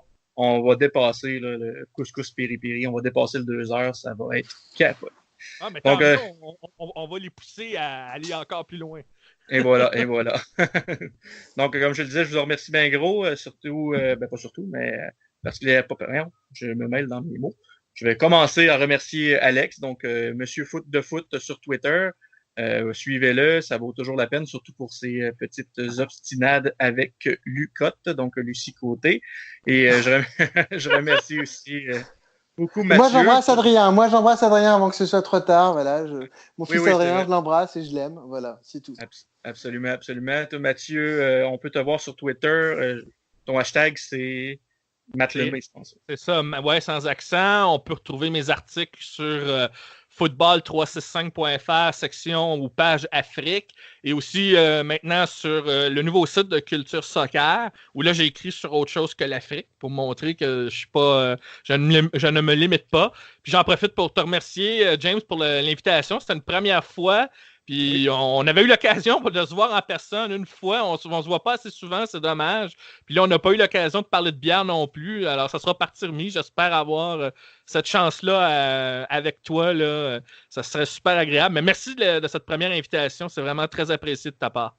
Ben, je te remercie à toi. Puis c'est sûr et certain qu'on va refaire ça. Regarde, sans forcer, on a fait pratiquement 2 heures. Donc, c'est sûr et certain qu'il faut remettre ça. Donc, merci beaucoup encore, les gars, et on se reprend et on se souhaite là, une très bonne saison de l'Impact de Montréal. Exact. Ciao. Bye. Ciao.